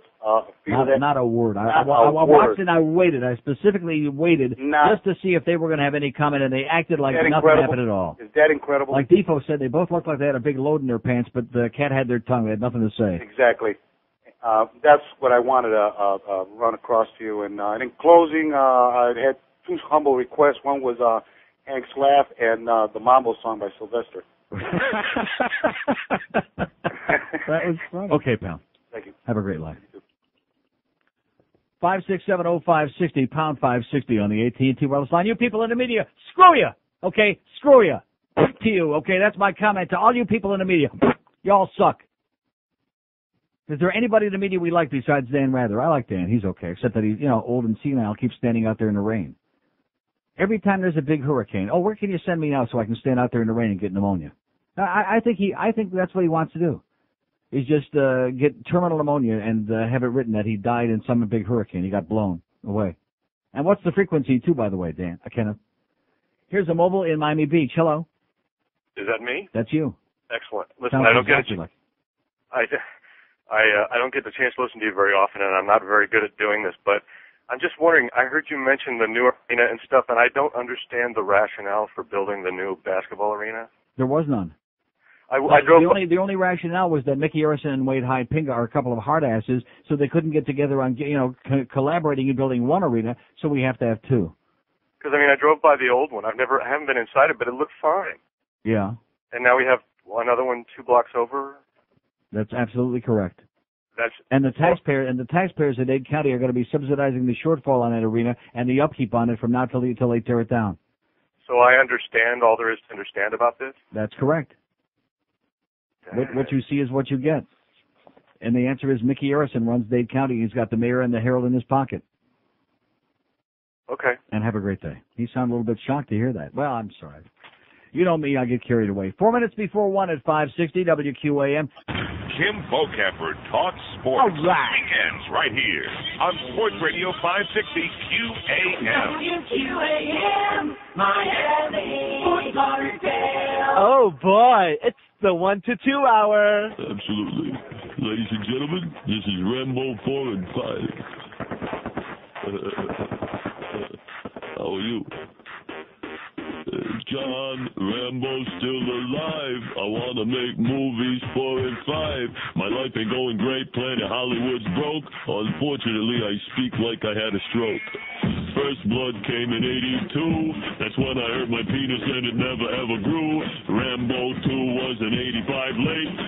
Rambo 3 was in 88. Shooting and shooting and tooting. My God, I did not make this movie with my son.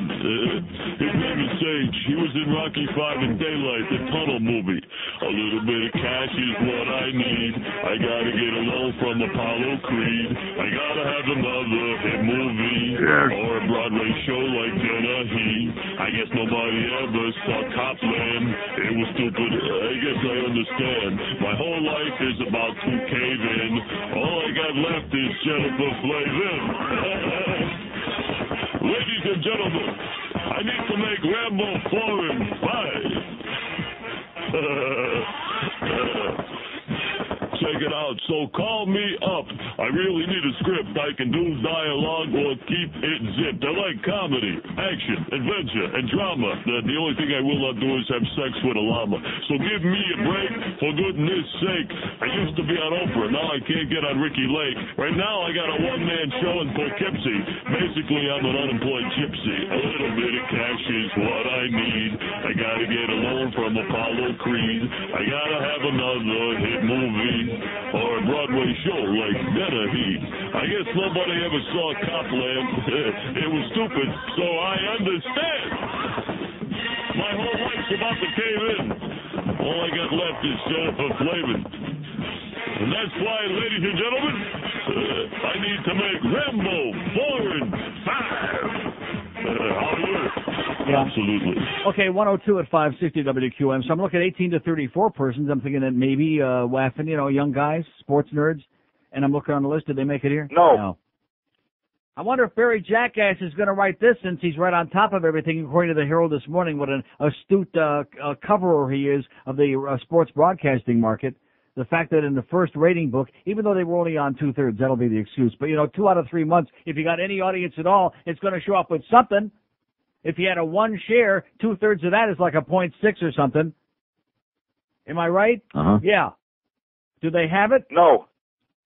Not in any demographic, not anywhere. They don't show up. They don't exist. And they were on the front page of the goddamn Herald because they hate us like poison, and because Barry Jackass hates us like poison and resents the fact that everybody on the station now, even including Gildy, are ripping him an ass for what he deserves, which he's a putz. Speaking of putzes, by the way, and jackasses in our local newspaper, Sherry Winston, who writes this horrendous, awful commentary for the Scum Sentinel. Remember the one she wrote a couple of weeks ago? That piece of turd? Now she's got a column today. Let's build a bridge between African and American. You know what I say to that, Sherry? No. Let's not. The column is about Saturday's groundbreaking for the African American Library Research and Cultural Center in Fort Lauderdale.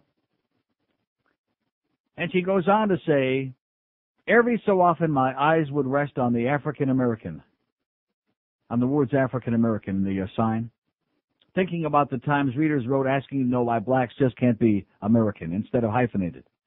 Letters to the editor blasting hyphenated Americans. Man, I hope those writers were there on Saturday. Hope they saw what I saw. Regardless of race, Africa is part of every American's past. Well, in George's case, I would agree with that. I never lived there. You did. But isn't this incredible? Africa is part of every American's past.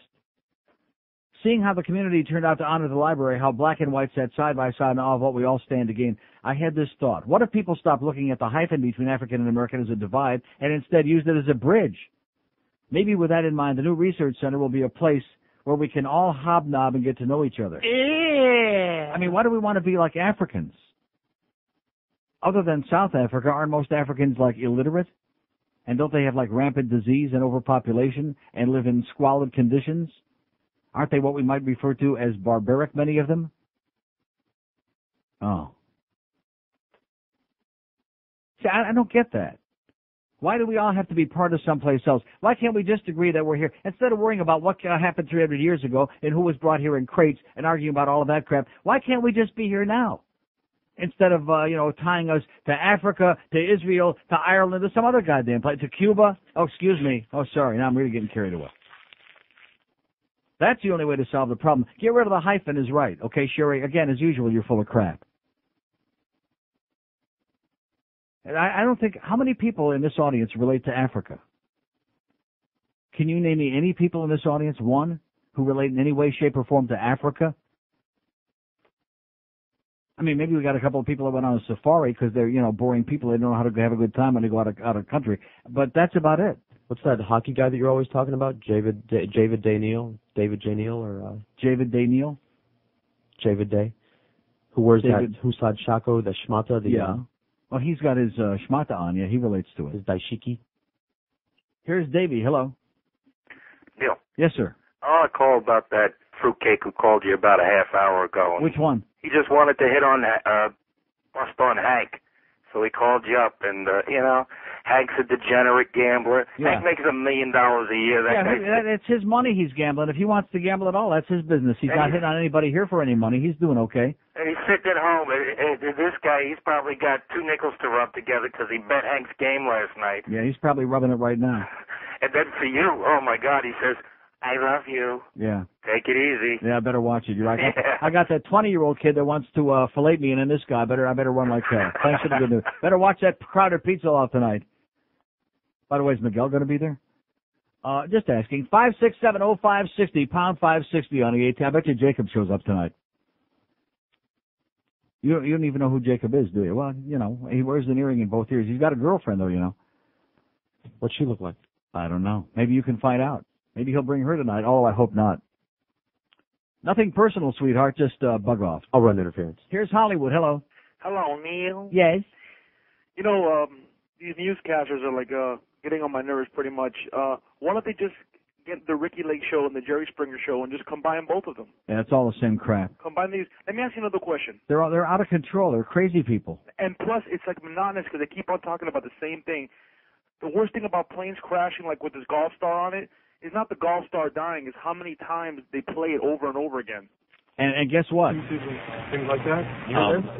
The people from Lear and here's this guy from the National Transportation Safety Board, the one that lied about the TWA jet that crashed out in New York. Remember this guy that was on a million times? He's on there again from the NTSB giving a song of the dance. I mean, the plane crashed. Crap happens. It crashed. Why do we need to have like a post-mortem now for the next week on why and how? Well, what does this have to do with anything?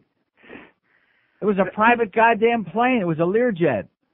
It's okay to say it once, but don't say it 1,000 times. Well, just keep in mind, they got a lot of time to fill. I have something to ask you real quick. I know that you're doing your big thing with disco and everything. Can I give you a quick little disco card?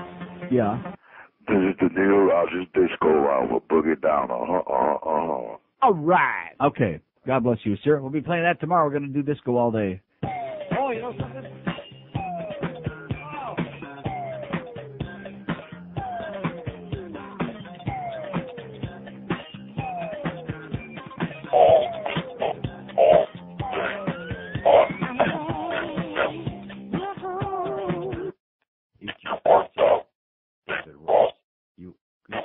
This thing don't work too good. I don't like it. I don't like it. We'll get a good one though one of these days when Greg's in a good mood. See, if we had a real engineer, he would find out for us how much those things cost, the voice shredder, and then we would $1,000. Did he already find out?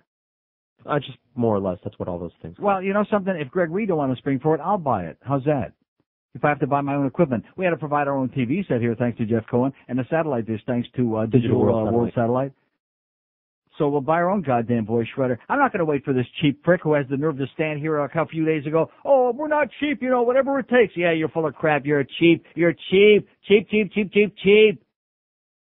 Stick all the money in goddamn John Henry's pocket and Wayne Hypinga, multi-billionaires, stick all our money in their pocket. But for the people that work here, cheap. Can't get squat. Got to work with the bare bones here. Even, what's his name? William Shatner would be embarrassed. Never saw bones like this. Oh, he's dead? 9 minutes after 1 at 560 QAM. Enough of the talking. We now join two sperm. Ooh, I'm tired. How much longer to the egg? The egg? First, we gotta get to the uterus. How far is that? Well, Pally, we got a ways to go. First, we gotta go past the esophagus. Pally? Okay, 114 at 560 WQAM. You notice we never had one call on this thing about the auction of ovarian eggs on the Internet? See, that's a good topic. because they're looking for beautiful women, beautiful models offering their eggs for sale on the Internet auction Monday, touching off a fierce debate over the ethics of what's being called Darwin at his very best. Genetic engineering. We're going to engineer. This sounds a little Hitlerian to me, doesn't it? Doesn't that sound that way to you? Uh-huh. Yeah. Maybe we can have the Aryan race, and Pat Buchanan can be in charge of the whole goddamn thing. Sounds good to me. Have all these blue-eyed, blonde-haired, beautiful people. Starting to sound even a little better now, isn't it? And maybe they'll all show up at the pizza loft tonight. 567-0560, pound 560 on the AT&T wireless line. Here's a lady in Miami Beach. Hello. Neil. Yes, ma'am. Hi. Hi. I want to talk to you about You're whispering. I can't hear you. Howard. Howard Stern. I don't want to talk about Howard. Not interested, okay? In him or his wife or you. 567-0560, pound 560 on the AT&T wireless line. Here's a mobile in Fort Lauderdale. Hello. Hi, Neil. Yes, sir. Neil, unfortunately, I listened to Brookie in the afternoon since he can be on 8 hours a day. Yeah, you're the one? You're the one that's listening? I'm the only one, yeah. Thank God for you, man. She'd have a big fat... Oh! Although the producer, Larry, said she's got a big fat... Rectum. Something. Yeah, I caught the last couple of seconds of that call. Yeah. Would you be kind enough to tell me exactly what happened? What happened with what? Like, why he's not on the... She said the F word on the air. She said something about the effing parking lot was flooded for the Bette Midler concert, which, of course, was totally unacceptable. And she didn't dump herself, and he evidently was either picking his nose or whatever, and he didn't dump it. So instead of her getting suspended or canned, he gets fired for it. First he got suspended, and then he finally told him off, and he got canned. And good for him. You guys get fined for that when you end up saying the word on the radio? I don't know if somebody was taping it, which I doubt, and sent it to the FCC, but that's not the point. I mean, the point is you just don't do it, and she should know better, but being what she is, what difference does it make? Especially when nobody's listening. Well, that's true, but it's hard to get fined when there's nobody listening, when there's no tangible audience. But, I mean, how many words can't you... I mean, you guys are basically borderline of all the words you guys actually say on the radio. How many No, we're words not. are What do you left? mean borderline? That's like being a little bit pregnant. How can we be borderline? Either you can say them or you can't. But basically, how many words are left? Like 3 words that you can't say on the radio? Still 7. There's 7? Same 7 from George Carlin from 20-some years ago. The FCC hasn't graduated yet. Wow. It all depends on how you use them. You can say pussy, but it just all depends on how you use it. Yeah. Yeah. Like most of these people are a bunch of pussies. You can say that. Oh. Hey, I called her up You just can't yesterday. say like pussy galore. I called her up yesterday. I wanted to talk to, ask her about, you know, what's the deal between you two guys, but happy how he wouldn't let me on. Yeah. Well, there you go. See, that's another one of those shows where they screen the goddamn calls. Yeah. Well, that's bad radio. That's probably why they got a .9, you know? Plus the fact that she's got no talent. But other than that, have a great day, pal. All right, thanks. Hope you and Brooke have a good time together. There's somebody that listens to Brooke Daniels. Come on, let's get some straight guys who listen to Radio Smegma, okay, to that disco music. We had that one guy yesterday who said he had a wife. I don't believe him. No, I can't stand it, please. It's just, I start getting a headache. I was feeling better, too, from those Tylenol things you gave me. Kill it! God damn it! I'm going to invite all the Puerto Rican terrorists to come out tonight if you don't cut, the ones that Bubba just let out of jail, if you don't cut the crap.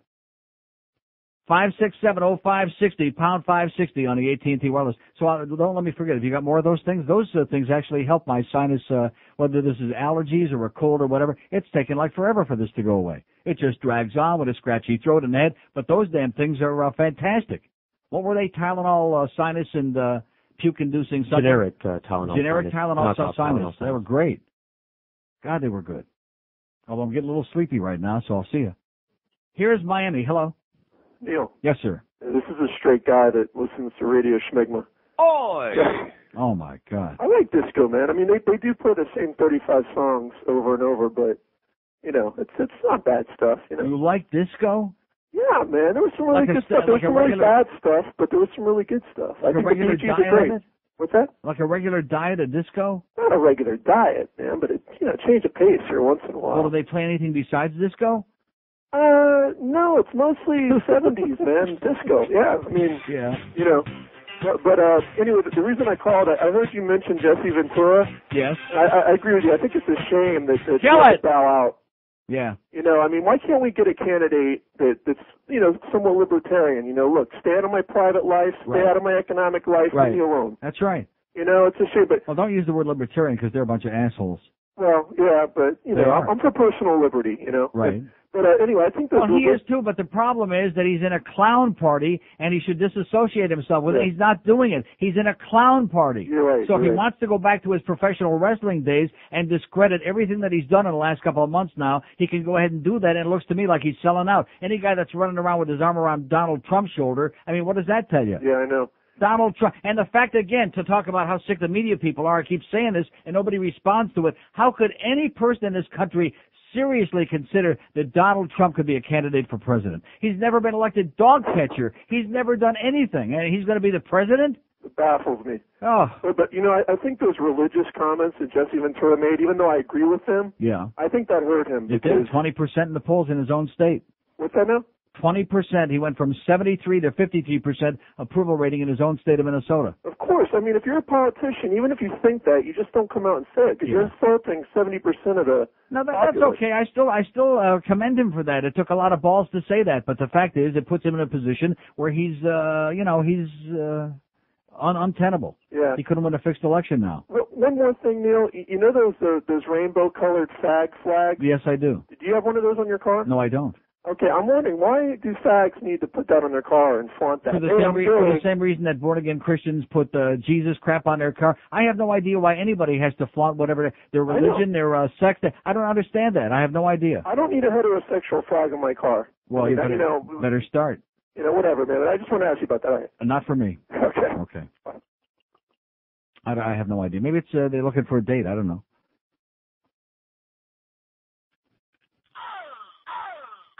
Yeah, these things will go. You're right. With our crowd. 56705. Oh, by the way, speaking of fags, I almost forgot that story from Toronto, eh? Where the hell is that? Saw it on the CBC yesterday. Same-sex couples granted same rights as heterosexuals in Ontario. And you want to know why? Because the Canadian Supreme Court said you will do it. Back in the spring, they gave them 6 months to pass a law, giving and they're not calling it gay marriages. They're just giving them the same rights as heterosexual couples. Same rights, same responsibilities, no matter what they call it. And Ontario, they passed it yesterday in spite of the protest of Mike Harris and some of those assholes who said, oh, well, we really didn't want to do this, but the Supreme Court said, you better do it. And we said, okay. And they did. See, that's one thing about the Canadian Supreme Court, baby. They don't screw around. They don't have a bunch of right-wing fascists on the Supreme Court like we do down here. Bunch of hypocrites like that goddamn Clarence Thomas, that phony piece of crap. You know what I'm talking about? Yeah, him. Smoke this thing.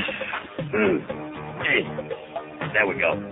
Hey, y'all, my name is Clarence Eugene Thomas, President Bush's nominee for the Supreme Court. And there's lots of people out there that think just cause I smoked a little marijuana when I was in college, and it wasn't nothing but a pen joint, well, maybe a cigar-sized joint, I don't remember, y'all, that they don't think I'm fit to be on the Supreme Court. Hey, I got the munchies. Let's do this quick and get out of here. I want to set y'all straight. When I start reviewing the law, I don't just review the law. Hell, y'all, I'll be toking. And I toke it to the east, and I toke it to the west, and I toke it while I look up Sandra Day O'Connor's dress. I'll be toking. Let's go burn one, y'all. All right, here we go. Number 6 was 4 bullets, baby. Please don't talk about love tonight. Please don't talk about sweet love. Please don't talk about being true. And all the trouble. Kill it. Thank you. Now, there's one of those songs that I don't like, but I'm in the mood to hear that stuff maybe, a couple of times a year. A Steady Diet of Disco. You're not fooling me, guys. You're not fooling me. This whole deal is rigged, okay? It's rigged. They're buying the audience. Maybe who knows where these diaries fell. I have no idea. But it just cannot be. Unless every screaming, floating queen in this town got a diary and is listening to Smegma 103.5. That's got to be it. Here's Tampa. Hello. Hello, Neil. Yes, sir. Oh, glad I got a hold of you. Long-time listener, first-time caller. Look, I got to tell you this story real quick. I'm walking through a bunch of cubicles at ESPN in Bristol, Connecticut. I'm sitting there. I hear, "Oi!" I run over. This guy's got you up on the internet with one of these real player things. Of course. I live in Tampa. I listened to you when you were SUN, I guess it was here. Now I got you on every day, and it's just great. Just great. And these morons don't have any idea how many people across the United States listen to you while they're jerking off at work. Sir, if you had any idea, I've been begging and pleading and squeezing with these people for an 800 number for 2 years now. Finally, after threatening to walk out just about, they're finally putting one in one of these days. It's supposed to be this week, and they're so terrified it's going to cost them a few bucks. You know, everybody and their brother, every little business has got a toll-free number, you know. Right. But these people are so afraid it'll cost them a few $100s extra on their phone bill every month. They're just unbelievable. These are the cheapest people on the face of the earth are the Beasley people. Okay, here's something for you then, Neil. All right, you ready? Yes, sir. George Beasley, get Neil his effing toll-free number! Okay. Bye. Bye. Well, he's from Tampa. What do you want? He sounds like Tampa, you know. He's a good guy, but he's from Tampa. Well, he's got that Tampa sound. You know what I'm talking about? Uh-huh. 5670560, pound 560 on the AT&T wireless line. We got 45 open lines here today because they're all listening to goddamn disco. Yeah, crazy people. Just when you think you got a lick, baby, we're kicking ass. The book comes out. We got a 9-point. We got like a 10-something in men. We're still kicking ass. We're number one by a million miles, and these people are playing hard to get this week. Am I going to get upset about it? No. Effing right, I'm not. I got that big check in the bank. If I could ever get a hold of my investment guy, Walter. Yeah, what's that all about? I mean, you know, he probably left town with my money. Maybe you should start doing your own day trading. Gay trading? Maybe we'll do some gay trading at the pizza loft tonight. No, I shouldn't say that. I'll scare Jacob away. Love you, Jacob. Now, he's okay. He's flexible. Remember that song, Bend Me, Shape Me? Anyway, 26 past 1 at 560 WQAM. Oh, boy. I must be getting better from this thing because I'm starting to think about that. Jim Mandich talks sports. Weekends right here on Sports Radio 560 QAM. Holy Mackinac! This is Joe Bowen, the voice of the Toronto Maple Leafs, and you're listening to the Hockey Authority, Neil Goff.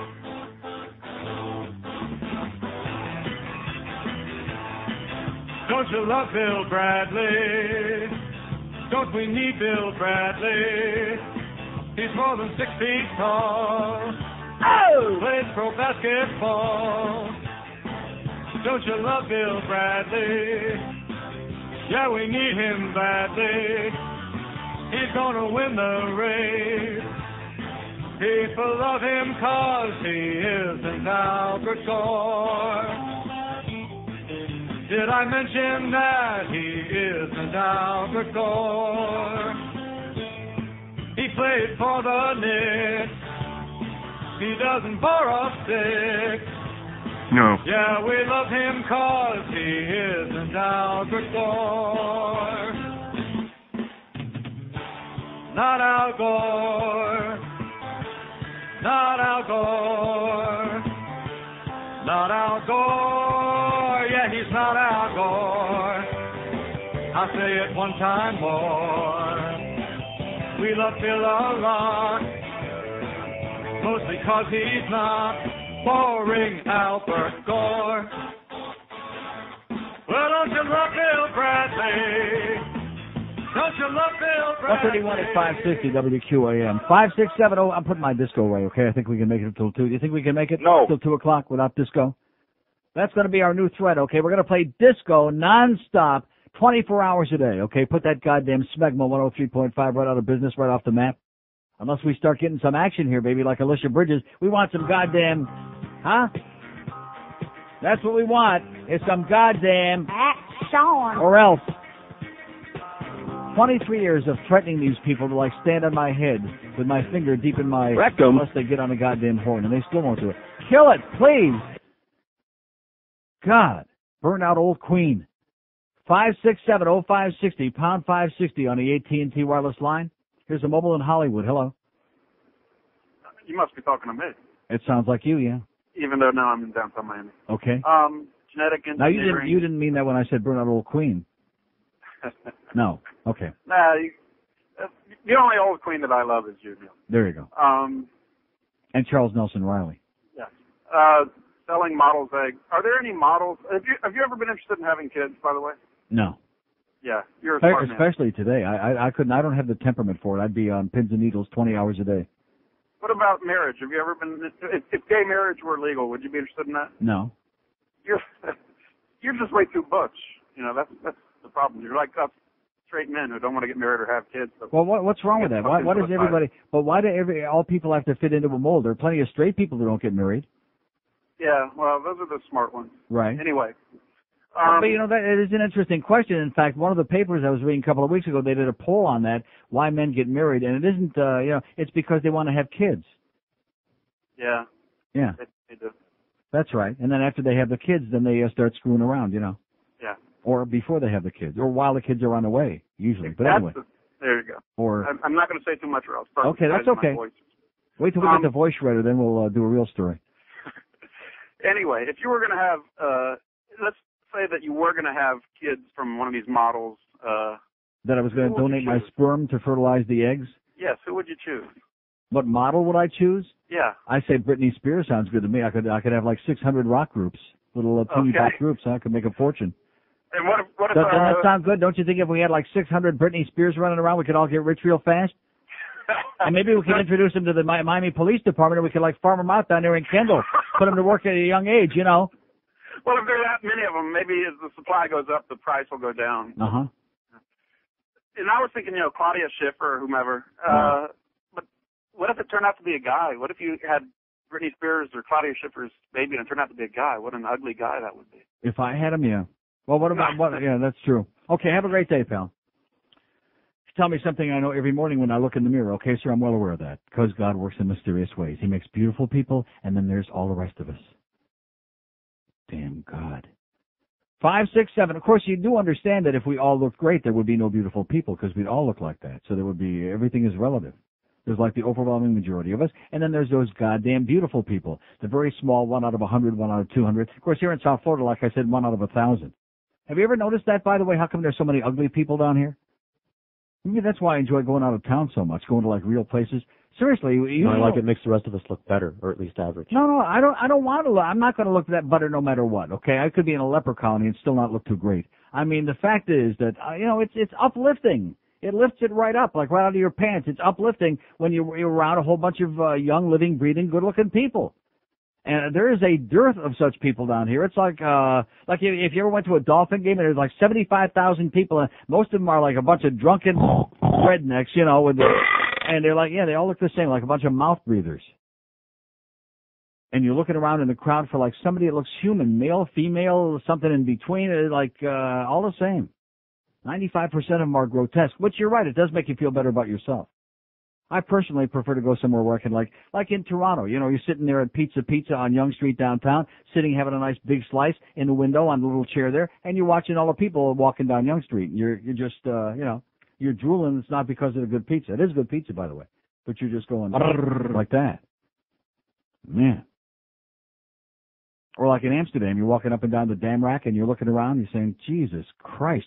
Here's Margate. Hello. Neil, God. Yes, sir. I had a confession, Neil. I listened to the Brook. Oi! Wow. We got her whole audience here today. I like. What is it you like about that show, sir? Because Hank is just too much of a name-dropping guy for me. Man. Yeah, he does drop a lot of names. Right. He was having dinner just the other night with some famous people, and they mentioned, Hank, you drop a lot of names. Oh, did they? Yeah, and he said, let me tell you about the time Larry King and I were having dinner. But anyway. Only $50. And then, but I was listening to the show where she cursed. Yeah. And you know what? I didn't even realize she cursed till like 10 seconds later. Mm-hmm. And they fired her producer for that? Well, he was suspended, and then he mouthed off and told them they were a bunch of assholes, and they said, okay, you're fired, which, they wanted him to be the fall guy, because her producer, no matter who it is, always has to be the fall guy for her unprofessionalism and her dismal numbers, and the fact she's got basically no audience. Well, I put her in a category with fat chicks and mopeds, Right, that's right, very good. And I think that's a lot of people around here, too. That's whoever's making the books are probably the same way. They listen to her, but they don't want to admit it. I don't think so. In other words, you think she's got a closet audience? I think so. Of people who wax their pubes? I don't think there are that many of them out there other than Joe Costello. If you got people calling your show admitting that they listen to her, I'm sure, she's got some closet listeners. Yeah, we got 2 so far.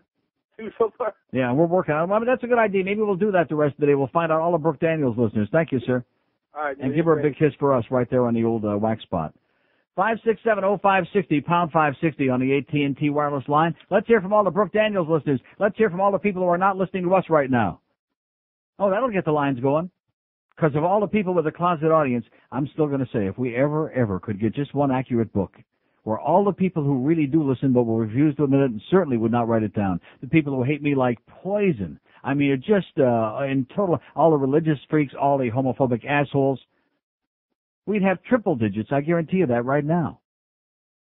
22 before 2 at 560 WQAM.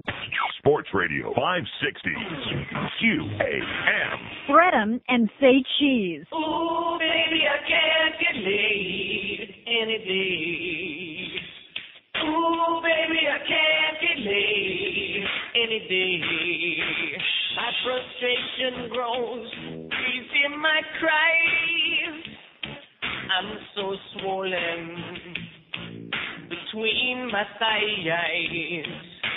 Women reject me most every night. I approach them and they take flight. I must, oh no, masturbate, 'cause I can't get the day, can't get the day. Ooh, baby, I can't get laid any day. If I want them, I'll have to pay. Oh, no, no, no, no, no. I want it back, but they say no way. Oh, yes, miss. Oh, baby, I can't get laid. Oh, no, no, no, no, no. No. I get turned down almost every day. I think that I might have to turn gay. Oh, no, no, no, no. Ooh, baby, I can't. You want to wear one of those rainbow things on the back of your car in your bumper or what, huh? What was that all about? How come, I mean, of all the things, there are all these other people wearing their religion on their sleeves and on their bumpers and all this other crap. I guess that guy was just trying to prove that just because he listens to that Smegma 103.5 that he really is straight. Do we believe him? No, he's got a rainbow flag. 5670560, pound 560 on the AT&T line. Don't forget Pizza Loft, 6 to 8 o'clock tonight. Best of Neil CDs, cassettes, these fancy new keychains with a good crap on them, like that, and whatever else we can handle between 6 and 8 tonight. Maybe all the good-looking people come by tonight. We can, start a little thing of our own, reproductive. What's wrong with that? Sperm bank, gene pool. Our own little gene pool. Although most guys named Gene, I found, are pretty ugly. Not necessarily women. Depends on how they spell it. Here's a mobile in Fort Lauderdale. Hello. Hey, Neil, how you doing? Pretty good, sir. Yeah, I was listening earlier when the born-again guy called in about Payne Stewart. Oh, a long time ago, about 100 Yeah, hours well, ago. yeah, I had an appointment I had to take care of. You got to work every now and then. Anyway, I would like to tell him that he can kiss my Jewish rectum. All right. That if he is such a big Rectum? fan of that if he's such a big fan of Jesus, he ought to recognize the fact that we had him first, Mm-hmm. and that Christianity is just a sequel to Judaism. Yeah, they stole all the good stuff, like the yarmulke, the beanies, and all of that stuff. All that stuff. It's Animal just Judaism with more hats. That's right, all. that's right. And the reason that they're And so a dress, damn and a dress, at least the Jews were better dressers than these Catholics.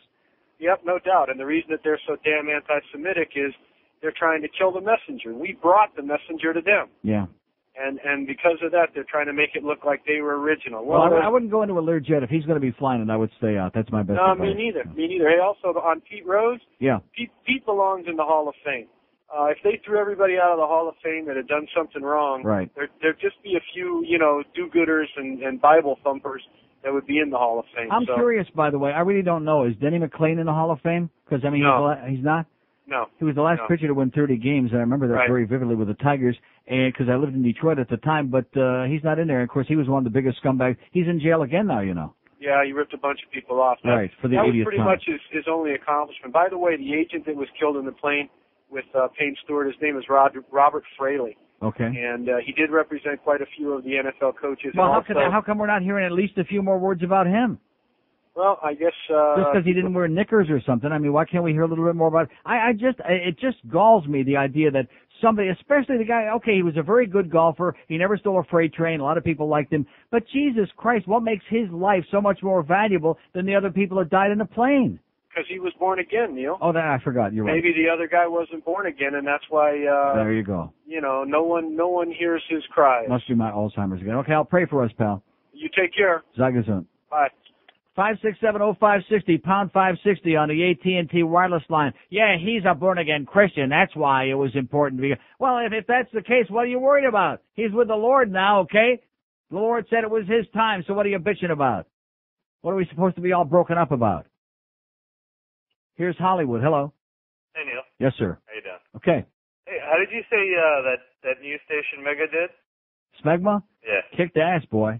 Really? What position in the market? In 25-54 men in the afternoon, they're number 1. In midday, they're number 2, way behind me, but nevertheless number 2. They're all over the place. They just went through the roof. Well, I happen to be straight, believe it or not, and I do like that station. Oi! Oh. You're listening to disco now? Well, let me tell you something. No, let me try to get this, though. So, in other words, enough time has passed since when the fags were responsible for disco music, and it was their thing, and now I guess you straight guys figure we won't remember that it was supposed to be a fag thing back in the 70s. Yeah, I think you're probably right. I think I got my thumb on it, yeah. They don't work polyester anymore. When I was growing up in the 70s, I was a teenager then, and I was primarily a rock and roll guy, and I was one of those guys deaf to disco.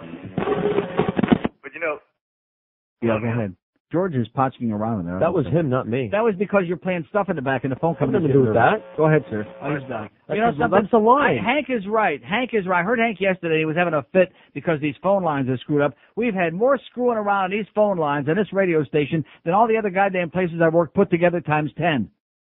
And you people at Bell South, okay, that are playing fast, or whoever the hell it is, this is going to stop now, or it probably won't. Not here, because these people don't give a crap. It's unbelievable, the stuff that goes on. I mean, you could hear that. Somebody's interrupting right there on a goddamn phone line. But, of course, we got, people in management here who are busy going like that. They're about as forceful as a goddamn mushroom. Man. Get with it, okay? Come on, Bluff. Get with the program. Get on the horn with the phone company and give them what for. Threaten a couple of good lawsuits. They suck. It's 11 before 2 at 560 QAM. And by the way, how's that goddamn 800 number coming while we're at it? Any more information about that? No. God damn it. You can't complain about the speed with which they do things here because, quite frankly, there isn't any.